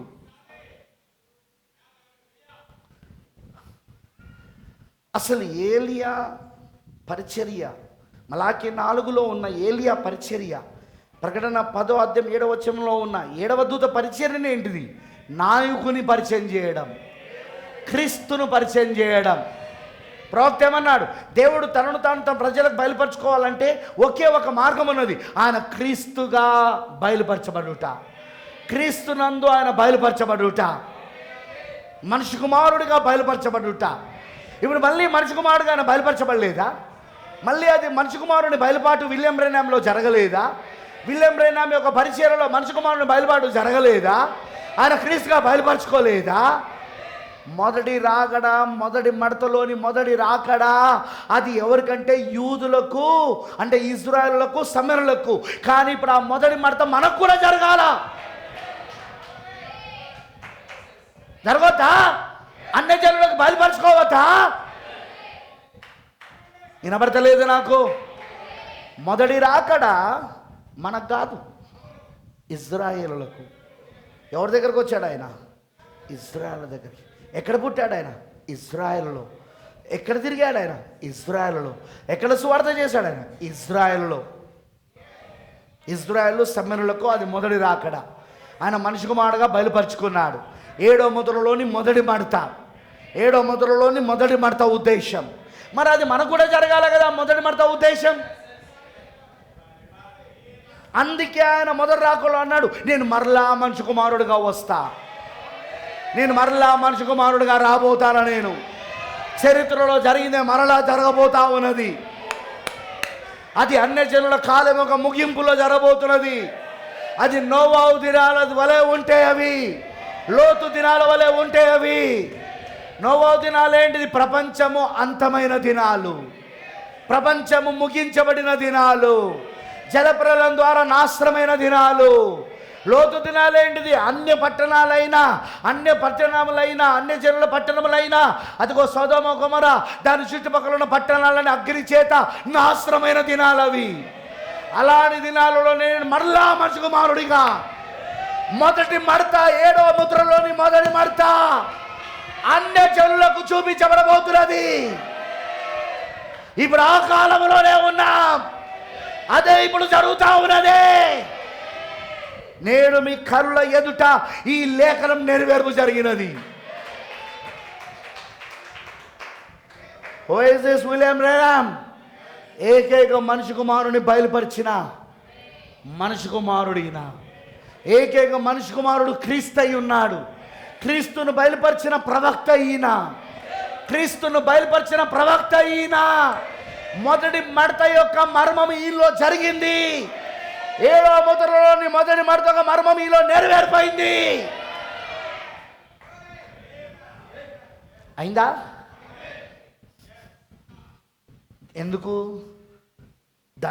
ఎందుకు దైవత్వం యొక్క సంపూర్ణత శారీరకంగా క్రీస్తునందు బయలుపరచబడింది. కరెక్టేనా? ఎందుకు? తరువాత దైవత్వం యొక్క సర్వ పరిపూర్ణతను శారీరక జనుల్లోనికి తెచ్చుటకై ఆయన ప్రధాన స్థానములు కలిగి ఉండవలెను.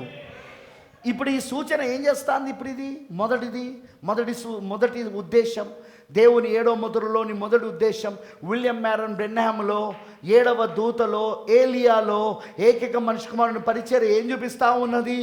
ఇప్పుడు 2వ మడతలో ఎవరెవరైతే ఉన్నారో జనులు, ఆ ఏర్పరచబడిన ఎన్నుకోబడిన జనులు, ఈ మొదటి మడతను నమ్ముతున్నవారు, ఈ మొదటి మడత ఒక ఉద్దేశాన్ని నమ్ముతున్నవారు, వారిలో దైవత్వము దైవత్వం ఒక సర్వ పరిపూర్ణత శరీరరీత్యా వారిలో నివసించడానికి ఆయన ప్రధాన స్థానమును కలిగి ఉండవలసి ఉన్నది.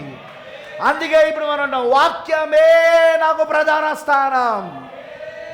ఎందుకు? ఇప్పుడు వాళ్ళకి ఆయన అధికారిగా ఉన్నాడు, ఆయన నాయకుడిగా ఉన్నాడు. ఆయన నాకు విలియం బ్రెన్హామ్ నాయకుడు కాదు, నాకు ప్రవక్త విలియం బ్రెన్హామ్ గారు నాయకుడు కాదు, నాకు ప్రవక్త విలియం బ్రెన్హామ్ గారు అధికారి కాదు. నాకు ఎవరో తెలుసా? అగో మొదటి మడతలో ఆ ఏకైక మనిషి కుమారుడిగా తనను తాను బయలుపరుచుకున్నాడు చూడు, ఆయనే నా యొక్క శిరస్సు అయి ఉన్నాడు, నా తలరాయి అయి ఉన్నాడు, నా అధికారి అయి ఉన్నాడు, నా నాయకుడు అయి ఉన్నాడు. ఇప్పుడు ఆయన నాకు నిత్య జీవాన్ని అనుగ్రహించే నాయకుడు. Praise the Lord. నేను చెప్పేది మీ అందరికి అర్థమవుతుందా? Are you catching? పట్టుకుంటున్నారు 7వ ముద్రను మీరు? ఇప్పుడు 7వ ముద్ర జరుగుతుందా? మీలో జరుగుతున్నదా? వధువు ఇప్పుడు 7వ ముద్రలో ఉన్నదా? ఇప్పుడు వధువు 7వ ముద్ర కింద ఉన్నదా? 7వ ముద్ర ఇప్పుడు వధువులో నెరవేర్పవుతున్నదా? దేవుని ప్రణాళిక, దేవుని విమోచన పథకము జగత్ పునాది వేవడకు మునిపే, లోక పునాదులు వేవడం మునిపే దేవుని మనసులో వెనుక భాగంలో ఉన్న ఆ 3 మడతల ఉద్దేశము ఇప్పుడు వధువులో జరుగుతున్నదా?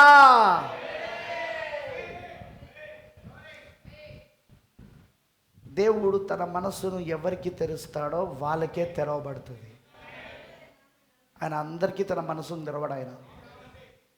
అందుకే 7వ ముద్ర అందరికీ అర్థం కాదు. 7వ ముద్ర సాతానుడికి అర్థం కాదు. అది 3rd పుల్, అది 3వ ఈడుపు, అది 3వ ఈడుపు, అది అందరికీ అర్థం కాదు. అది ఓపెనింగ్ ఆఫ్ ద వర్డ్, వాక్యము తెరవబడుట, దేవుని మనస్సు తెరవబడుట, ఆ ప్రణాళిక నీకు అర్థమవునట్లుగా చేసి, ఆ ప్రణాళికలో నువ్వు ఉన్నావని నీకు చూపించి, ఇప్పుడు దేవుడు నీ జీవితంలో ఏం చేస్తున్నాడో ఆ ప్రణాళిక ప్రకారంగా నీకు బయలుపరచడం అయి ఉన్నది. 7వ ముద్ర మనలో పనిచేస్తున్నదా? 7వ ముద్ర మనలో పనిచేస్తున్నదా? ఇప్పుడు నేను ఇంకొక 10 minutes తీసుకుంటా, జాగ్రత్తగా వినండి, ఇది చాలా ఇంపార్టెంట్. మొదటి మడత దైవత్వము, సర్వపరిపూర్ణత, దైవత్వములోని సర్వపరిపూర్ణత శారీరకంగా క్రీస్తునందు నివసించి బయలుపరచబడడం, దేవుడే మానవ శరీరంలో ప్రత్యక్షం అవడం. అది మొదటి రాకడలో జరిగింది, ఇప్పుడు 2వ రాకడలో కూడా జరిగింది. నమ్ముతున్నారా మీరు? మొదటి రాకడలో ఎవరికి జరిగింది? అది ఇశ్రాయేలులకు మరియు సమరీయులకు. కరెక్టేనా? ఇప్పుడు 2వ రాకడలో ఎవరికి జరుగుతున్నది? అది అన్య జనులకు జరుగుతూ ఉన్నది. కరెక్టేనా? అర్థమైన వాళ్ళందరూ ఆమె చెప్పండి.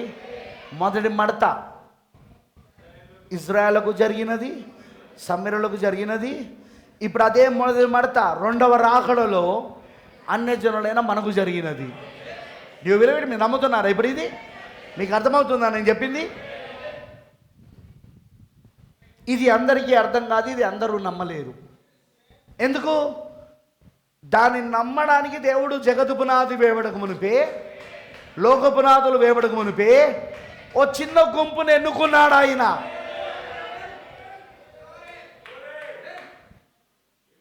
ఆ రోజు మొదటి రాకడ అందరికీ అర్థం కాలేదు. ఇజ్రాయెల్లో ఉన్న వాళ్ళకి, అలానే సమరలో ఉన్న వారికి. కానీ ఒక చిన్న గుంపు మాత్రం అక్కడ, వాళ్ళే ఏర్పరచబడిన వారు, ఎన్నుకోబడిన వారు, వాళ్ళకు అర్థమైంది అది. కానీ అప్పుడు నా సంఘశాఖలకు అర్థమైందా? ఆ మొదటి రాకడ, మనిషి కుమారుని రాకడ, దేవుడే మానవ శరీరంలో రావడము వాళ్ళకి అర్థమైందా?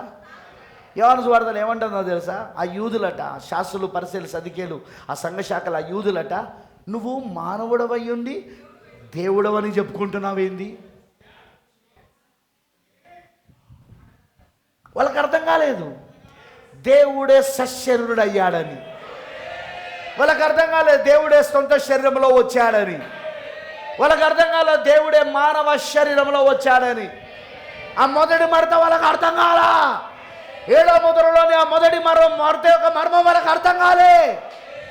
కానీ ఎవరైతే అర్థమైందో ఆ ఏర్పరచబడిన గుంపు, ఆ ఎన్నుకోబడిన గుంపుకి వారు ప్రథమ స్థానం దేవుడికి ఇచ్చారు, ప్రథమ స్థానం వాక్యానికి ఇచ్చారు. ఎందుకు?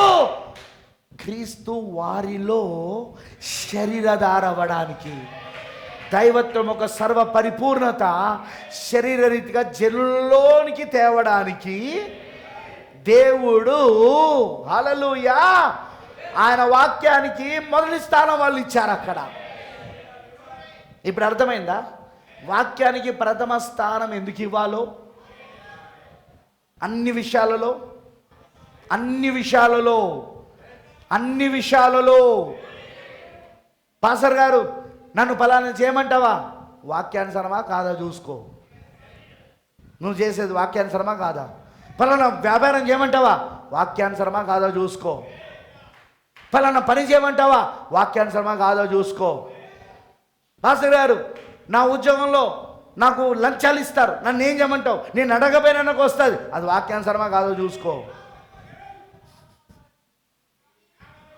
నేను అన్నది నీకు అర్థమవుతున్నదా? పాస్టర్ గారు అదిగో నా కుటుంబం విషయానికి వచ్చినప్పుడు నన్ను ఏం చేయమంటావు? వాక్యానికి ప్రథమ స్థానమే, వాక్యానికి ప్రథమ స్థానమే. ప్రథమ స్థానం వాక్యానికి ఇచ్చినప్పుడు నీ భార్యను ఎక్కడ పెట్టాలో అక్కడ పెడతావు, నీ పిల్లల్ని ఎక్కడ పెట్టాలో అక్కడ పెడతావు, ఎవరిని ఏ క్రమశిక్షణలు పెట్టాలో ఆ క్రమశిక్షణలు పెడతావు. వాక్యం ఎప్పుడు క్రమములో పెడుతుంది. ఓ పురుషుడా, ఓ ఇంటి యజమాని, వాక్యానికి ప్రథమ స్థానమే. పాస్టర్ గారు నా పెళ్లి విషయంలో నన్ను ఏం చేయమంటావు? వాక్యానికి ప్రథమ స్థానమే. పెళ్లి విషయంలో వాక్యానికి ప్రథమ స్థానమే.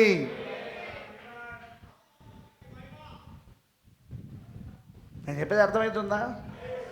నీ భార్య, ఆమెతో ఏం మాట్లాడాలా? నువ్వు వాక్యముతో మాట్లాడాలి. చూడు, వాక్యం ఇలా చెప్తుంది కాబట్టి నువ్వు ఇలాగ ఉండాలి. భర్త తమ తమ ఇంట్లో భార్యలకు బోధింపవలెను, పిల్లలకు బోధింపవలెను. ఉందా బైబిల్లా? తండ్రులారా మీ పిల్లలకు కోపము రేపక వారిని ప్రభు ఒక శిక్షణలోను బోధలోను పెంచండి. వారిని శిక్షణ ఇవ్వాల్సింది ఎవరు? తండ్రి. వాక్యములో తండ్రి శిక్షణ ఇవ్వాలి. కానీ బాధ్యత లేని తండ్రులారా మీరు లెక్కలోనికి రాబోతున్నారు. మీరు మీ పిల్లల విషయంలో ఘోరాతి ఘోరమైన లెక్కలో ఉంటారు. మీరు నీ భార్య విషయంలో ఘోరాతి ఘోరమైన లెక్కలో ఉంటారు. మీరు ఎందుకు? మీరు బాధ్యత లేకుండా బతుకుతున్నారు. మీరు నీ భార్యను చర్చకు తీసుకురావు, నీ పిల్లలను చర్చకు తీసుకురావు, అసలు నువ్వే రెగ్యులర్గా రావు. నిజంగా నువ్వు ప్రధాన స్థానం వాక్యానికి ఇస్తే నువ్వేం చేయాలి? ఆదివారం రోజున ఎక్కడుండాలా? వారం మొదటి రోజున ఎక్కడుండాలా? అది పునరుద్ధానములకు జ్ఞాపకార్థం కాదా? అది పునరుద్ధానము జ్ఞాపకార్థం కాదా? ఆ జ్ఞాపకార్థ రోజు, పునరుద్ధానపు జ్ఞాపకార్థ రోజు, వారంలో మొదటి రోజు క్రొత్త రోజు. 7వ రోజు శనివారం ముగించబడింది, పాతది. 8వ రోజు క్రొత్త రోజు, వారంలో మొదటి రోజు. ఆ క్రొత్త దినమున నువ్వు ఎక్కడుండాలి? నేను కూడా పునరుద్ధానం పొందుకున్నానయ్యా నీతో పాటు.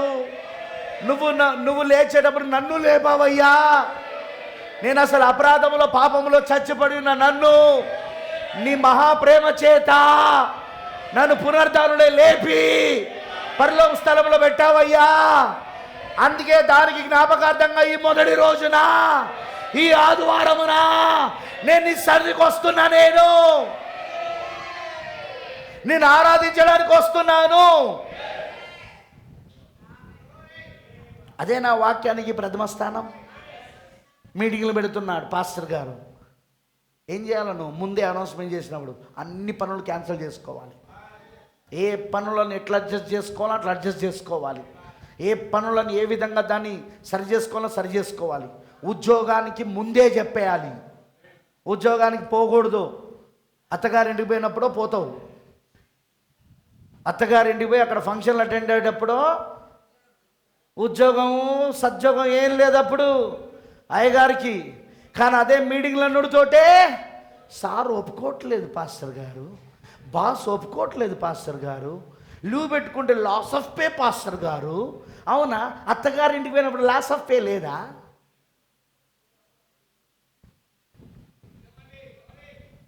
తిని తాగి ఎగరడానికి పోయినప్పుడు లాస్ ఆఫ్ పే లేదు. దేవుని మందిరానికి రావడానికి మాత్రం లాస్ ఆఫ్ పే. పాస్టర్ గారు నేను రాలేను పాస్టర్ గారు, ఎందుకంటే ఆ రోజు నాకు వ్యాపారం ఉంది. ఆ రోజు నేను వ్యాపారాన్ని పోవాలా, నేను ఆ రోజే నాకు ఎక్కువ డబ్బులు వస్తాయి. చూసినావా? నువ్వేం చేస్తున్నావు తెలుసా? వాక్యానికి ప్రథమ స్థానాన్ని ఇవ్వట్లే. వాక్యానికి ప్రథమ స్థానం ఇస్తేనే దైవత్వము యొక్క సర్వపరిపూర్ణత శరీరరీతిగా నీలోకి నివసించడానికి వస్తుంది. నువ్వు వాక్యానికి ప్రథమ స్థానం ఇవ్వకపోతే రాదు. ఒకవేళ లేదు నేను కరెక్టే ఉన్నాను, నిన్ను నువ్వు మోసం చేసుకుంటున్నావు పిచ్చోడా, వెర్రోడా, నిన్ను నువ్వు మోసం చేసుకుంటాను. ఒక రోజున వెర్రోడా నువ్వు చచ్చిపోయాక నీకు తెలుస్తుంది. నాతో ఇక్కడ వాదించవచ్చు నువ్వు, వాక్యంతో వాదించవచ్చు నువ్వు, కానీ చచ్చిన తర్వాత తెలుస్తుంది నీకు. వాక్యం దగ్గరకు వచ్చినప్పుడు వాదించొద్దు.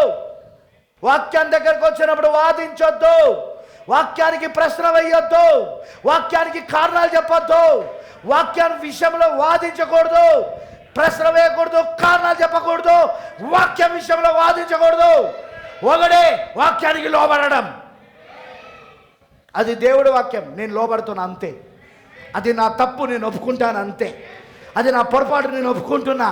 అది నా పాపం, నేను ఒప్పుకుంటున్నా అంతే. కానీ కొందరు నాతో వాదిస్తూ ఉంటారు. నేను వాక్యం చెప్తున్నాను అనుకో, నాకే వాదిస్తారు, నాతోనే కారణాలు చెప్తారు. నేను అనుకుంటుంటా, బాబు నాతో చెప్తానో కానీ దేవునితో చెప్పలేవు.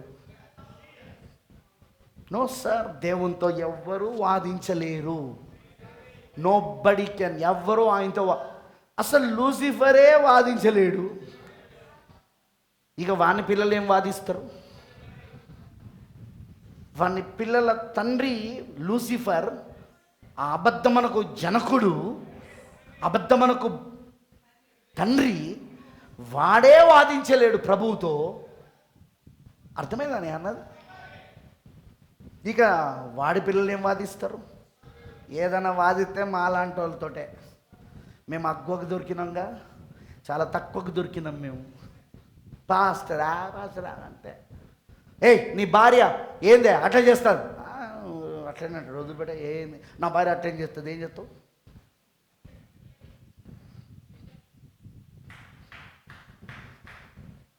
వి కాంట్ హెల్ప్ దెమ్. వాళ్ళకి మనం సాయం చేయలేం.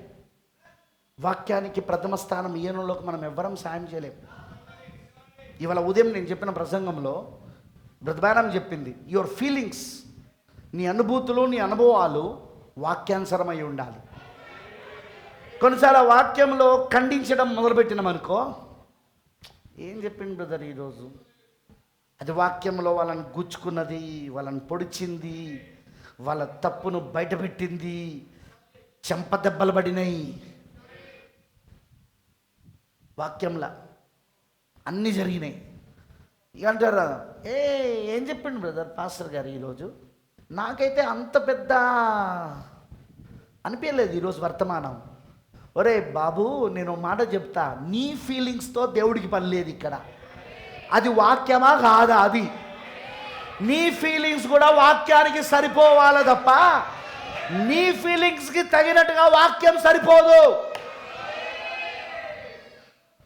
దేవుడు నీ అనుభూతులను, నీ అనుభవాలను తీసుకోడు. ఆయన దేవుడు వాక్యాన్ని తీసుకుంటాడు. నీ అనుభూతులు, నీ అనుభవాలు ఆయనకు అక్కర్లా. ఈరోజు నాకు అంత పెద్దగా అనిపించలేదండి ఈ ఆదివారం.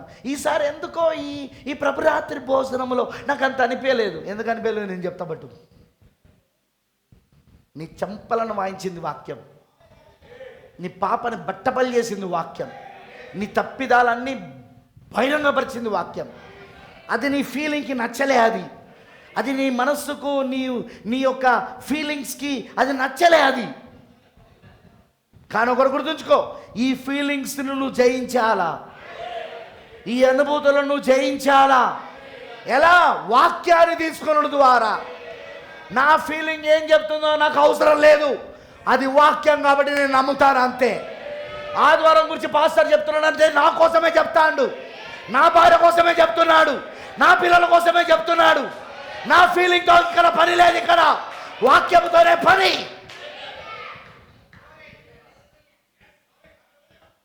దేవుడు నీ ఫీలింగ్ని తీసుకోడు, దేవుడు తన వాక్యాన్ని తీసుకుంటాడు. రేపు నువ్వు దేవుని దగ్గర ఫిర్యాదు చేయాలనుకున్నా ఒప్పుకోడు ఆయన. నీ ఫీలింగ్ ఎవడికి కావాలరా? నీ ఫీలింగ్ ఎవడికి కావాలరా? నా వాక్యం ఇక్కడ. This is my word. దానికి లోబడతావా, లోబడవా? దానికి ప్రథమ స్థానం ఇస్తావా, ఇవ్వవా? నీ ఫీలింగ్ ఎవడు కావాలా?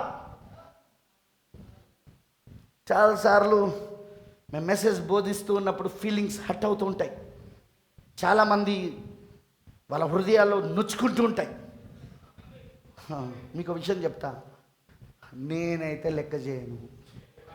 ఎందుకంటే నా ప్రవక్త నాకు అది నేర్పించాడు. జనుల ఫీలింగ్స్ని బట్టి నువ్వు ప్రసంగాలు చేయకు, వాక్యాన్ని బట్టి ప్రసంగం చేయి. అది జనుల ఫీలింగ్స్ని బాధ పెట్టినా పర్వాలే, అది వాళ్ళు బాధను కలిగి వేసినా పర్వాలే. ఆ వర్తమానం చెప్పినప్పుడు, ఆ వాక్యం చెప్పినప్పుడు వాళ్ళ మనసులు గాయపడినా పర్వాలే, వచ్చే ఆదివారం రాకపోయినా పర్వాలే, చర్చ్ మానేసి వేరే సంఘానికి పోయినా పర్వాలే, అక్కడ అదే ఎంటమెసెస్ సంఘం కానీ నో ఫీలింగ్స్. అక్కడ ఏ ఫీలింగ్స్ హట్ కావు. అక్కడ ఏ ఫీలింగ్స్ హట్ కావు, ఏ ఫీలింగ్స్ బాధపడవు అక్కడ. ఎందుకంటే అక్కడ పాస్టర్ బోధించాడు కదా వాక్యాన్ని, అసలు వాక్యాన్నే చెప్పడుగా. అక్కడ పాస్టర్ వ్యభిచారం గురించి చెప్పడుగా, అక్కడ పాస్టర్ సినిమాల గురించి చెప్పడుగా, అక్కడ పాస్టర్ పిల్లల గురించి చెప్పడుగా, కొడుకుల గురించి చెప్పడుగా, అక్కడ పాస్టర్ భార్య గురించి చెప్పడుగా, అక్కడ పాస్టర్ ఆడపిల్లల గురించి చెప్పడుగా, అక్కడ పాస్టర్ నువ్వెట్లున్నా అవసరం లేదు, నీకు ఆయనకు కావాల్సింది ఒకటే, నెలకు నువ్వు ఇచ్చే దశమ భాగం కావాలా, నువ్వు వేసే కానుకలు కావాలా, అది ఆ పాస్టర్ కావాలి. నువ్వు సిగరెట్ తాగుతేంది, నువ్వు బీడీ తాగుతేంది, నువ్వు సినిమాలు చూస్తేంది, నువ్వు టీవీలు చూస్తేంది, నువ్వు వ్యభిచారం చేస్తేంది, అక్రమ సంబంధం కలుగుంటేంది, నువ్వు భార్య మాటకు లోబడితేంది, అక్కడ పాస్టర్తో ఏ ప్రాబ్లం లేదు. అందుకే అంటారు, అన్నా నేను మార్పాస్టర్ దగ్గర మానేసి ఇక్కడ పోయిన తర్వాత నాకు చాలా ప్రశాంతంగా ఉంది. నీ ఫీలింగ్స్ ఎవరికి కావాలరా ఎదవా? దేవుడు ఫీలింగ్స్ని బట్టి తీర్పు తీర్చాడు, వాక్యాన్ని బట్టి తీర్పు తీరుస్తాడు. అన్నా నేను అక్కడ పోయినది కనుక నాకు తెలుసా అన్న, మా కుటుంబం ఎంతో సంతోషంగా ఉంది. ఎందుకు? నువ్వు భార్య మాటకు లోబడతానవే. నీ భార్య నిన్ను సిట్ అంటే సిట్, స్టాండ్ అంటే స్టాండ్, రన్ అంటే రన్. ఒక్కసారి కళ్ళు ఎర్రబెట్టి ఇట్లా చూస్తే నోరు మూసుకుంటావు. నీ భార్య చర్చకు రారంటే నువ్వు కూడా రావు. నా భార్య రావట్లేదు పాస్టర్ గారు, నేను కూడా రాను అంటాడు. ఏంట్రా నీ ప్రాబ్లం అంటే ఫీలింగ్స్ తీసుకోకండి, వాక్యాన్ని తీసుకోండి. అది నిన్ను బాధ పెట్టినా పర్వాలే, అది నిన్ను పొడిచినా పర్వాలే, ఆ వాక్యం నిన్ను పొడిచినా పర్వాలే, అది నిన్ను సరిచేయడానికి ఇష్టపడుతున్నది. ప్రథమ స్థానం ఎప్పుడు దేవుడు వాక్యానికి ఇవ్వాలి. ప్రథమ స్థానం ఎప్పుడు దేవుడు వాక్యానికి. నేను చెప్పేది అర్థమవుతున్నదా? ఎందుకు బ్రదర్ ప్రథమ స్థానం ఇవ్వాలి వాక్యానికి? ప్రధానత్వాన్ని ఎందుకు కోరుతున్నాడు ఆయన? ప్రథమ స్థానాన్ని ఎందుకు కోరుతున్నాడు? వధువు లోపట, పెళ్లి కుమార్తె లోపట ఆయన దైవత్వం యొక్క సర్వ పరిపూర్ణత శరీర రీతిగా మనలో నివసించాలని. మీకు అర్థమైందా అందరికీ?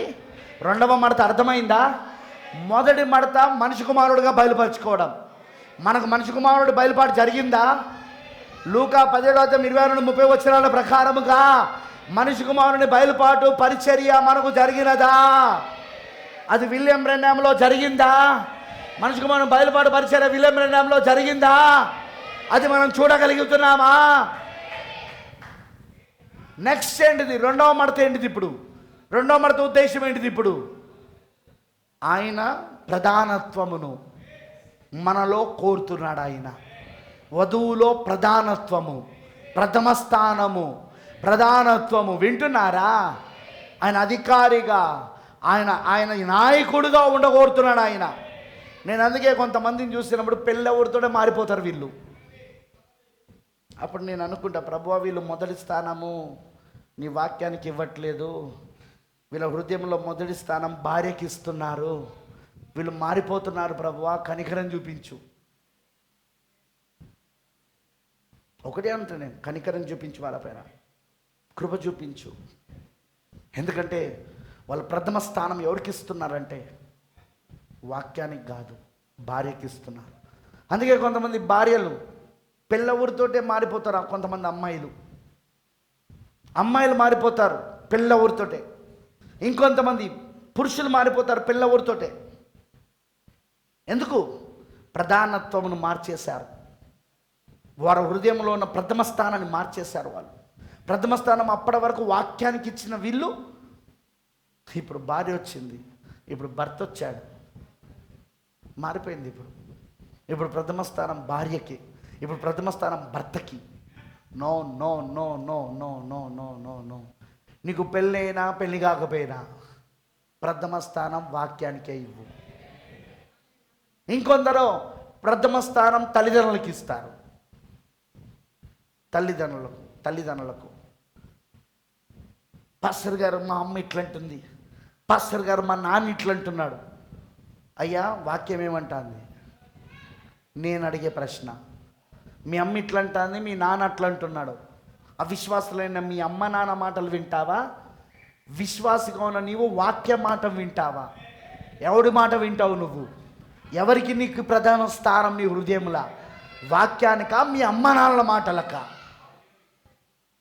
ఇంకొందరు పిల్లల మాటలు వింటారు తల్లిదండ్రులు.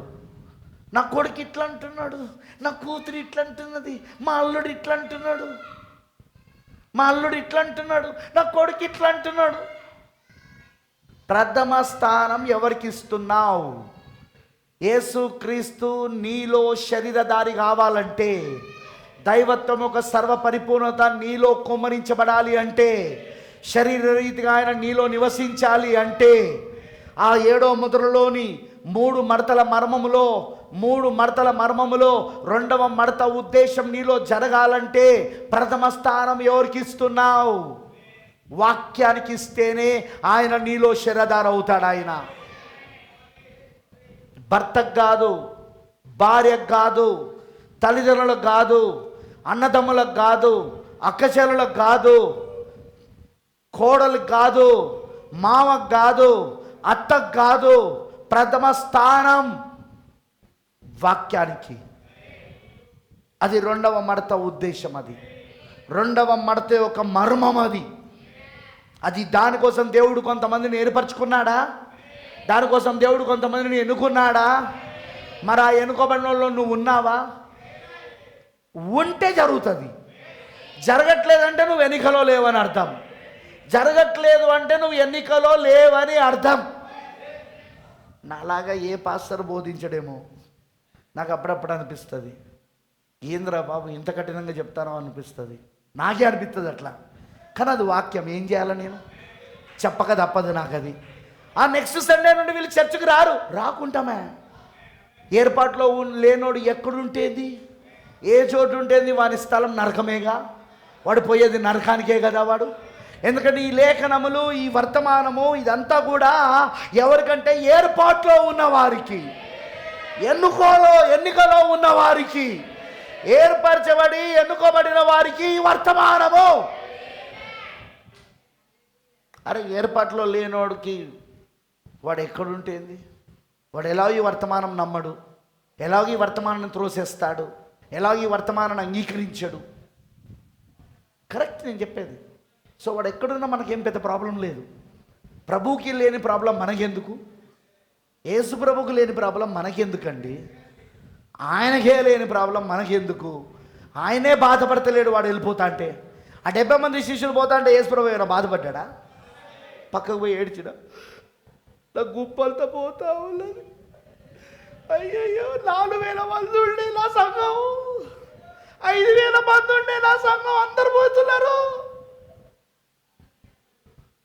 లాస్ట్కు 70 మంది కూడా పోతున్నారు. అయ్యయ్యో పోయేటప్పుడు మళ్ళీ రాకుండా ఉండడానికి నా తండ్రి చేత నాటబడని ప్రతి మొక్క పెళ్ళగించబడునని ఈ కారణాన్ని బట్టి, ఈ హేతువును బట్టి మీతో చెప్తున్నానన్నాడు.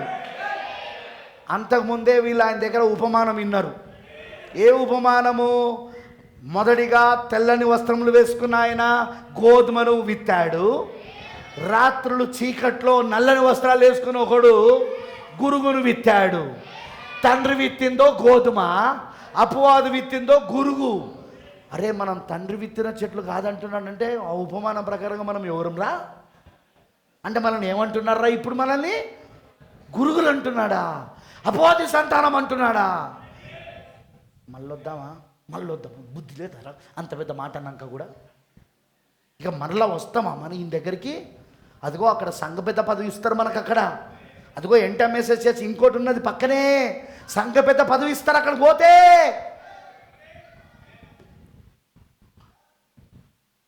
వాళ్ళు వెళ్ళిపోతుంటే యేసు ప్రభు బాధపడడం కాదు కదా, రాకుండా ఉండడానికి ప్రసంగం చేసిండు.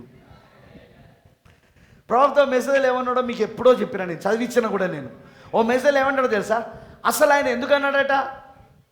మనిషి కుమారుని శరీరము తిని ఆయన రక్తము త్రాగిన వాడే నిత్య జీవగలవాడు, అట్టువాడే నన్ను వెంబడించాలని ఎందుకన్నాడు ఆయన?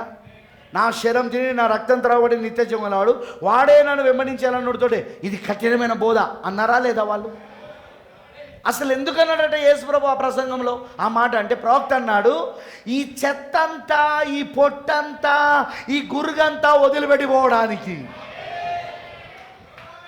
ఆ కఠినమైన బోధ ఆ చెత్తను, ఆ పొట్టును, ఆ చెత్తను, ఆ తొక్కను, ఆ గురుగులను బయటికి వెళ్ళగొట్టేసింది. బ్రదర్, ఇప్పుడు కూడా దేవుడు అదే చేస్తున్నాడా? ఇప్పుడు కూడా అలానే మాట్లాడుతున్నాడా ఆయన? మన ప్రవక్త ద్వారా అలానే మాట్లాడా? ప్రవక్త ఎంత కఠినంగా మాట్లాడుతున్నాడో మీరు చూసారా? సంఘముల గురించి, సిద్ధాంతాలను గురించి, స్త్రీలను గురించి, కుటుంబాలను గురించి, పాస్టర్ల గురించి, సంఘ పెద్దల గురించి, ప్రతి వారి గురించి కఠినంగా మాట్లాడా లేదా? దేవుడు ఎందుకు ప్రవక్త ద్వారా అలా మాట్లాడాడంటావు? ఎందుకంటే చెత్త చెదారం అంతా వెళ్ళిపోవాలని, పొట్టు వెళ్ళిపోవాలి. తొక్క విత్తనముతో వారసురాలు కానేరదు, తొక్క వదిలిపెట్టి వెళ్ళిపోవాలి. ఖచ్చితంగా ఆ గురుగులు వదిలిపెట్టి వెళ్ళిపోవాలి.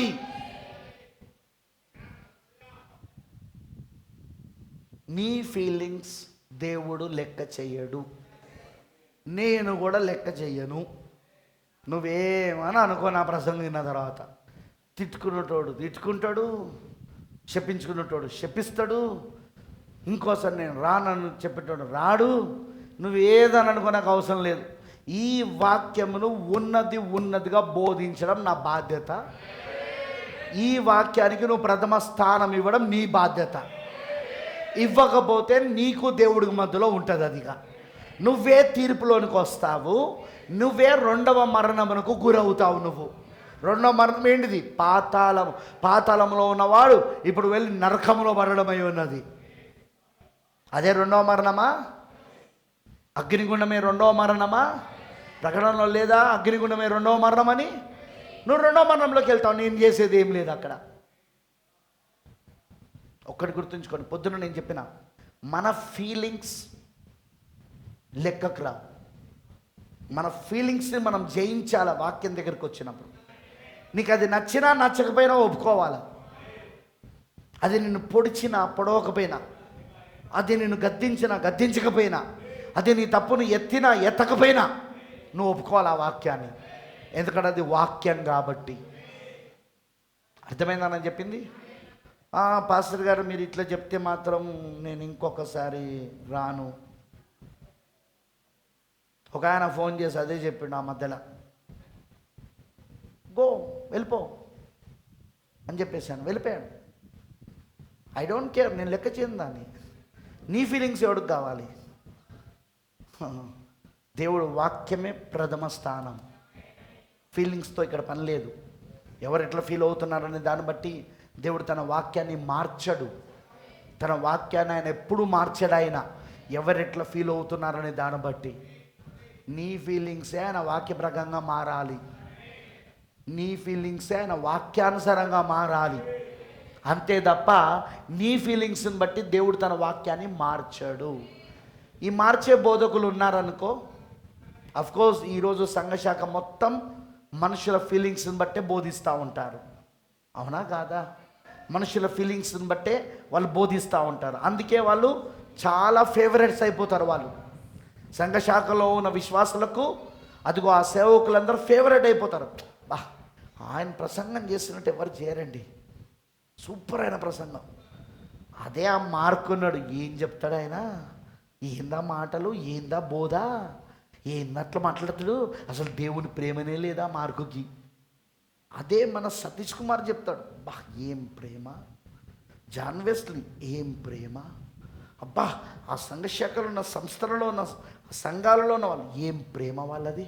చిచి, వీళ్ళ బోధన ఇంత కఠినంగా ఇంత ఘోరంగా మాట్లాడతారు ఎవడన్నా? అరే బాబు, నీ ఫీలింగ్స్తో దేవుడికి పని లేదు. దేవుడి పని అంతా వాక్యంతోనే. రేపు నిన్ను తీర్పు తీర్చిపోయేది కూడా దేవుడు వాక్యమే. వాక్యమే నిన్ను తీర్పు తీరుస్తుంది. అర్థమైందా ఇక్కడ దాకా అందరికీ? అర్థమైన వాళ్ళందరూ ఆమె చెప్పండి.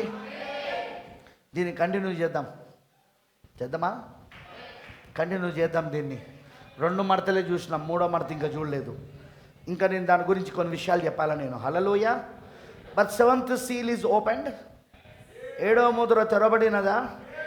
వినపడతలేదు నాకు. 7వ ముద్ర తెరబడినదా? 7వ ముద్ర దేవుడి మనస్సు వెనక భాగములో దాగున్న రహస్యం. దేవుని మనస్సులో వెనక భాగములో దాగున్న రహస్యం. ఆ మనస్సులోని రహస్యం ఇప్పుడు తెరవబడిందా? అది 3 మడతలుగా ఉండి అది తెరవబడిందా ఇప్పుడు? అది అంతేకాదు, ఇప్పుడు అది మనలో జరుగుతున్నదా? ఆ రహస్యం ఇప్పుడు మనలో జరుగుతున్నదా లేదా? మన జీవితాలలో జరుగుతున్నదా లేదా? దేవుడు ఆ రహస్యములో ఏదైతే చెప్పాడో అది మన జీవితంలో జరిగిస్తున్నాడా లేదా? సో ఇప్పుడు మనం 7వ ముద్రలో ఉన్నాం. ఇప్పుడు మనం వధువు 7వ ముద్ర కింద ఉన్నది. ఇప్పుడు ఆమె she's under the 7th seal. ఇప్పుడు ఆమె దేవుడి మనసులోని రహస్యంలో ఉన్న ఆ 3 మడతల భాగంలో ఉన్నది ఇప్పుడు వధువు. ఏ మ్యాన్ ఇప్పుడు అది జరిగిస్తా ఉన్నాడు వధువు లోపట. గ్లోరీ. అర్థమైంది అందరికీ? So let us pray. ప్రార్థించుకుందాం.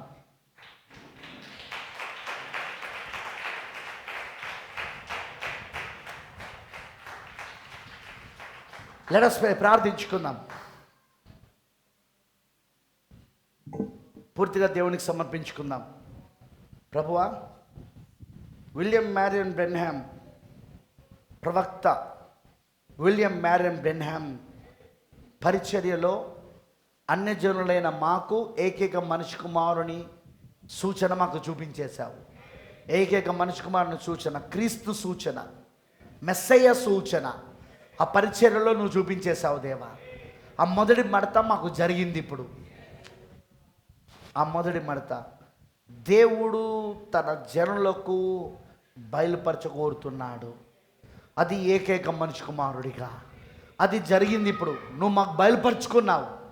విలియం బ్రెన్హామ్లో జరిగిన ఆ 7వ దూత, ఆ ఏలియా, మా ప్రవక్త, మా సోదరుడు విలియం మ్యారియన్ బ్రెన్హామ్ యొక్క జీవితంలో పరిచర్యలో జరిగిన ఆ ఏకైక మనిషి కుమారుని పరిచర్య ద్వారా ఈరోజు ఆ సూచన మాకు తెలిసినది.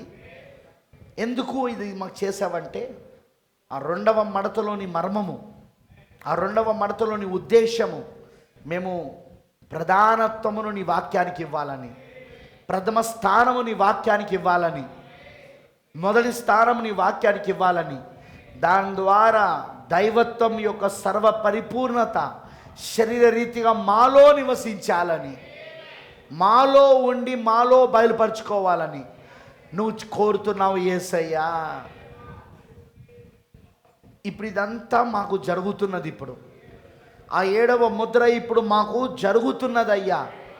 It's happening right now father. అది ఇప్పుడు మేము ఆ 7వ ముద్ర కింద ఉన్నాం యేసయ్యా. ఆ 3 మడతల మర్మం మాకు ఇప్పుడు జరుగుతున్నది. ఆ విమోచన ప్రణాళిక మాకు ఇప్పుడు జరుగుతున్నది. ఆ విమోచన పథకం ఇప్పుడు మాకు జరుగుతున్నది. నువ్వేదైతే జగతి పునాది వేయడం, లోక పునాది వేయడం నీ మనసులో ఆ విమోచన పథకాన్ని రచించావో, ఆ నీ మనసులో నీ వెనక భాగంలో ఉన్న ఆ 3 మడతల ఉద్దేశం ఇప్పుడు మాలో జరుగుతున్నదయ్యా. Thank you lord. ఏమని స్తుతించాలి, ఏమని పాడాలి, ఏమని నేను ఆరాధించాలి? ఎందుకంటే భాష సరిపోదు ప్రభువా. నువ్వు మా పట్ల జరిగిస్తున్న కార్యమును చూస్తే నీ ప్రణాళిక మాకు అర్థమవుతున్న కొలది, లేఖనములు మాకు తెరవబడుతున్న కొలది, 7వ ముద్ర మాకు ఇంకా తెరవబడి బయలుపరచబడుతున్న కొలది, ఓ విమోచన పథకమంతా మాకు మాకు బయలుపరచబడుతున్న కొలది మేమెంత దీవించబడిన వాళ్ళము, ఎంత ఆస్వాదించబడిన వాళ్ళము. అసలు భూమిపైన మాలాంటి వాళ్ళు లేరు ప్రభువా. నువ్వు మమ్మల్ని అలా ఏర్పరచుకున్నావు, నువ్వు అక్కడ మమ్మల్ని అలా ఎన్నుకున్నావు నువ్వు. ఆ విధంగా ఆ 7వ ముద్ర కింద మేము ఉండున్నట్లు జగతు పునాది వేయబడక మునిపే, లోక పునాదులు వేయబడక మునిపే నువ్వు మమ్మల్ని ఏర్పరచుకున్నావయ్యా. ఆ విమోచన ప్రణాళిక మాలో జరిగించడానికి నువ్వు మమ్మల్ని ఏర్పరచుకున్నావయ్యా. బైబుల్ అంతా ఒకే గాథను చెప్తున్నది, ఒకే స్టోరీ, ఒకే గాథ. అదే విమోచన గాథ అయి ఉన్నది. అదంతా ఇప్పుడు తెరవబడింది యేసయ్యా. Thank you Jesus. మాలోను దైవత్వము శరీరధార అవ్వడానికి, ఆ దైవత్వం మాలో నివసించి మాలో నుండి బయలుపరుచుకోవడానికి, ఆ సంపూర్ణత, ఆ దైవత్వం ఒక సంపూర్ణత శరీరరీతిగా మాలో నివసించడానికి నువ్వు వాక్యమునకు ప్రథమ స్థానమును మాకు ఇచ్చినట్లు కృప చూపిస్తున్నావయ్యా. యేసయ్యా, మా ఫీలింగ్స్తో నీకు పని లేదు. మా అనుభూతులు, మా అనుభవాలు ఏవి వాక్యాన్ని మార్చలేవు, వాక్యాన్ని మార్చలేవు. మా అనుభూతులు, మా అనుభవాలు, మా ఫీలింగ్స్ వాక్య ప్రకారంగా మారాలి. మేమే మారాలి ప్రభువా. కానీ వాక్యాన్ని మాత్రం మేము నిందించకూడదు, వాక్యాన్ని మాత్రం మేము తక్కువగా మాట్లాడకూడదు, వాక్యాన్ని మేము మాకు అనుకూలంగా మలుచుకోకూడదు, మార్చుకోకూడదు దేవా. మేమే వాక్యానికి తగినట్టుగా మారాలయ్యా. మనుష్యుడు బ్రతుకుచున్నది రొట్టె వలన మాత్రం కాదు, కానీ దేవుని నోటి నుండి వచ్చే ప్రతి మాట వలన చెప్పావు. అలా మేము మారే కృపను మాకు దాయిచ్చాయి. ఆ 7వ ముద్రలోని ఆ మొదటి 3 మడతలలో ఏకైక మనిషి కుమారుని ఆ 3 మడతలలోని మొదటి మడతలో ఏకైక మనిషి కుమారుడుగా నువ్వు మొదటి రాకడలో యూదులకు, ఇశ్రాయేలులకు, సమరులకు బయలుపరుచుకుంటే, ఇదిగో ఇప్పుడు 2వ రాకడలో అన్యజనులైన మాకు బయలుపరుచుకున్నావు. ఇప్పుడు ఆ రాకడలోనే మరలా 3 మడతలు ఉన్నాయని, మరలా రాకడ 3 మడతల మర్మముగా ఉన్నదని అదే ఆర్భాటము, ప్రధాన దూత శబ్దము దేవుని బూరగా ఉన్నదని నీ లేఖనం అంటున్నదయ్యా. నీ ప్రవక్త చెబుతున్నాడయ్యా. 7వ ముద్రలోని ఆ మొదటి మడతలోని ఉద్దేశంలో ఆ రాకడ, ఏకైక మనిషి కుమారుడుగా నువ్వు వచ్చిన రాకడ, అన్యజనుల కోసము చివరిగా నువ్వు చూపించిన సూచన, విలియం బ్రెన్హాములో జరిగిన సూచన, అది కూడా ఇప్పుడు 3 మడతలుగా ఉన్నదని. 3 మడతల ఉద్దేశం, ఒకటి ఆర్భాటమని, రెండవది ప్రధాన దూత శబ్దమని, మూడవది దేవుని బూరాన్ని మాకు అర్థమవుతున్నది. ఎంత అద్భుతమయ్యా, ఎంత అద్భుతమైన విషయాలు తండ్రివి. ఇవన్నీ నువ్వు మాకు బయలుపరుస్తున్నందుకు స్తోత్రాలు. 7వ ముద్రను తెరిచినందుకు వందనాలు. అవి మాకు బయలుపరుస్తున్నావు. తెరవడమే కాదు, మాలో నెరవేర్పు చేస్తున్నావు. అవి 7వ ముద్రను మాలో నెరవేర్పు చేస్తున్నావు. ఇప్పుడు నీ రాకడను మాలో నెరవేర్పు చేస్తున్నావు. నీ 3 ఉద్దేశాలను మాలో నెరవేర్పు చేస్తున్నావు. వందనాలయ్యా, వందనాలయ్యా, కృతజ్ఞతలయ్యా. ఏమని నిన్ను స్తుతించాలయ్యా, ఏమని నిన్ను పొగడాలయ్యా. ఎందుకంటే ఇవన్నీ మాకు అర్థమవుతూ ఉంటే, మా జీవితంలో ఏం జరుగుతుందో మాకు తెలిసిపోతూ ఉంటే, నిజంగా మేము నీ వారమని, నీ ప్రియమైన వారమని, నీ ఎత్తబడ కొరకు మమ్మల్ని సిద్ధపరచుకున్నావని, ఎత్తబడే కృప కొరకే ఎత్తబడే విశ్వాసం మాకు ఇస్తున్నావు. ఎత్తబడే కృప కొరకే ఎత్తబడే విశ్వాసం మాకు ఇస్తున్నావు. ఎత్తబడే స్థితికి తీసుకొస్తున్నావు అయ్యా. Thank you lord. వచ్చిన నీ పిల్లలందరినీ దీవించు. ప్రతి ఒక్కరు నువ్వు ఆస్వాదించు. ప్రతి ఒక్కరు నువ్వు బలపరచమని నీకు పూర్తిగా సమర్పించుకుంటూ యేసు క్రీస్తు నామములో ప్రార్థిస్తున్నాము. ఆమేన్, ఆమేన్. God bless you. దేవుడు మీ అందరినీ దీవించును గాక. God bless you.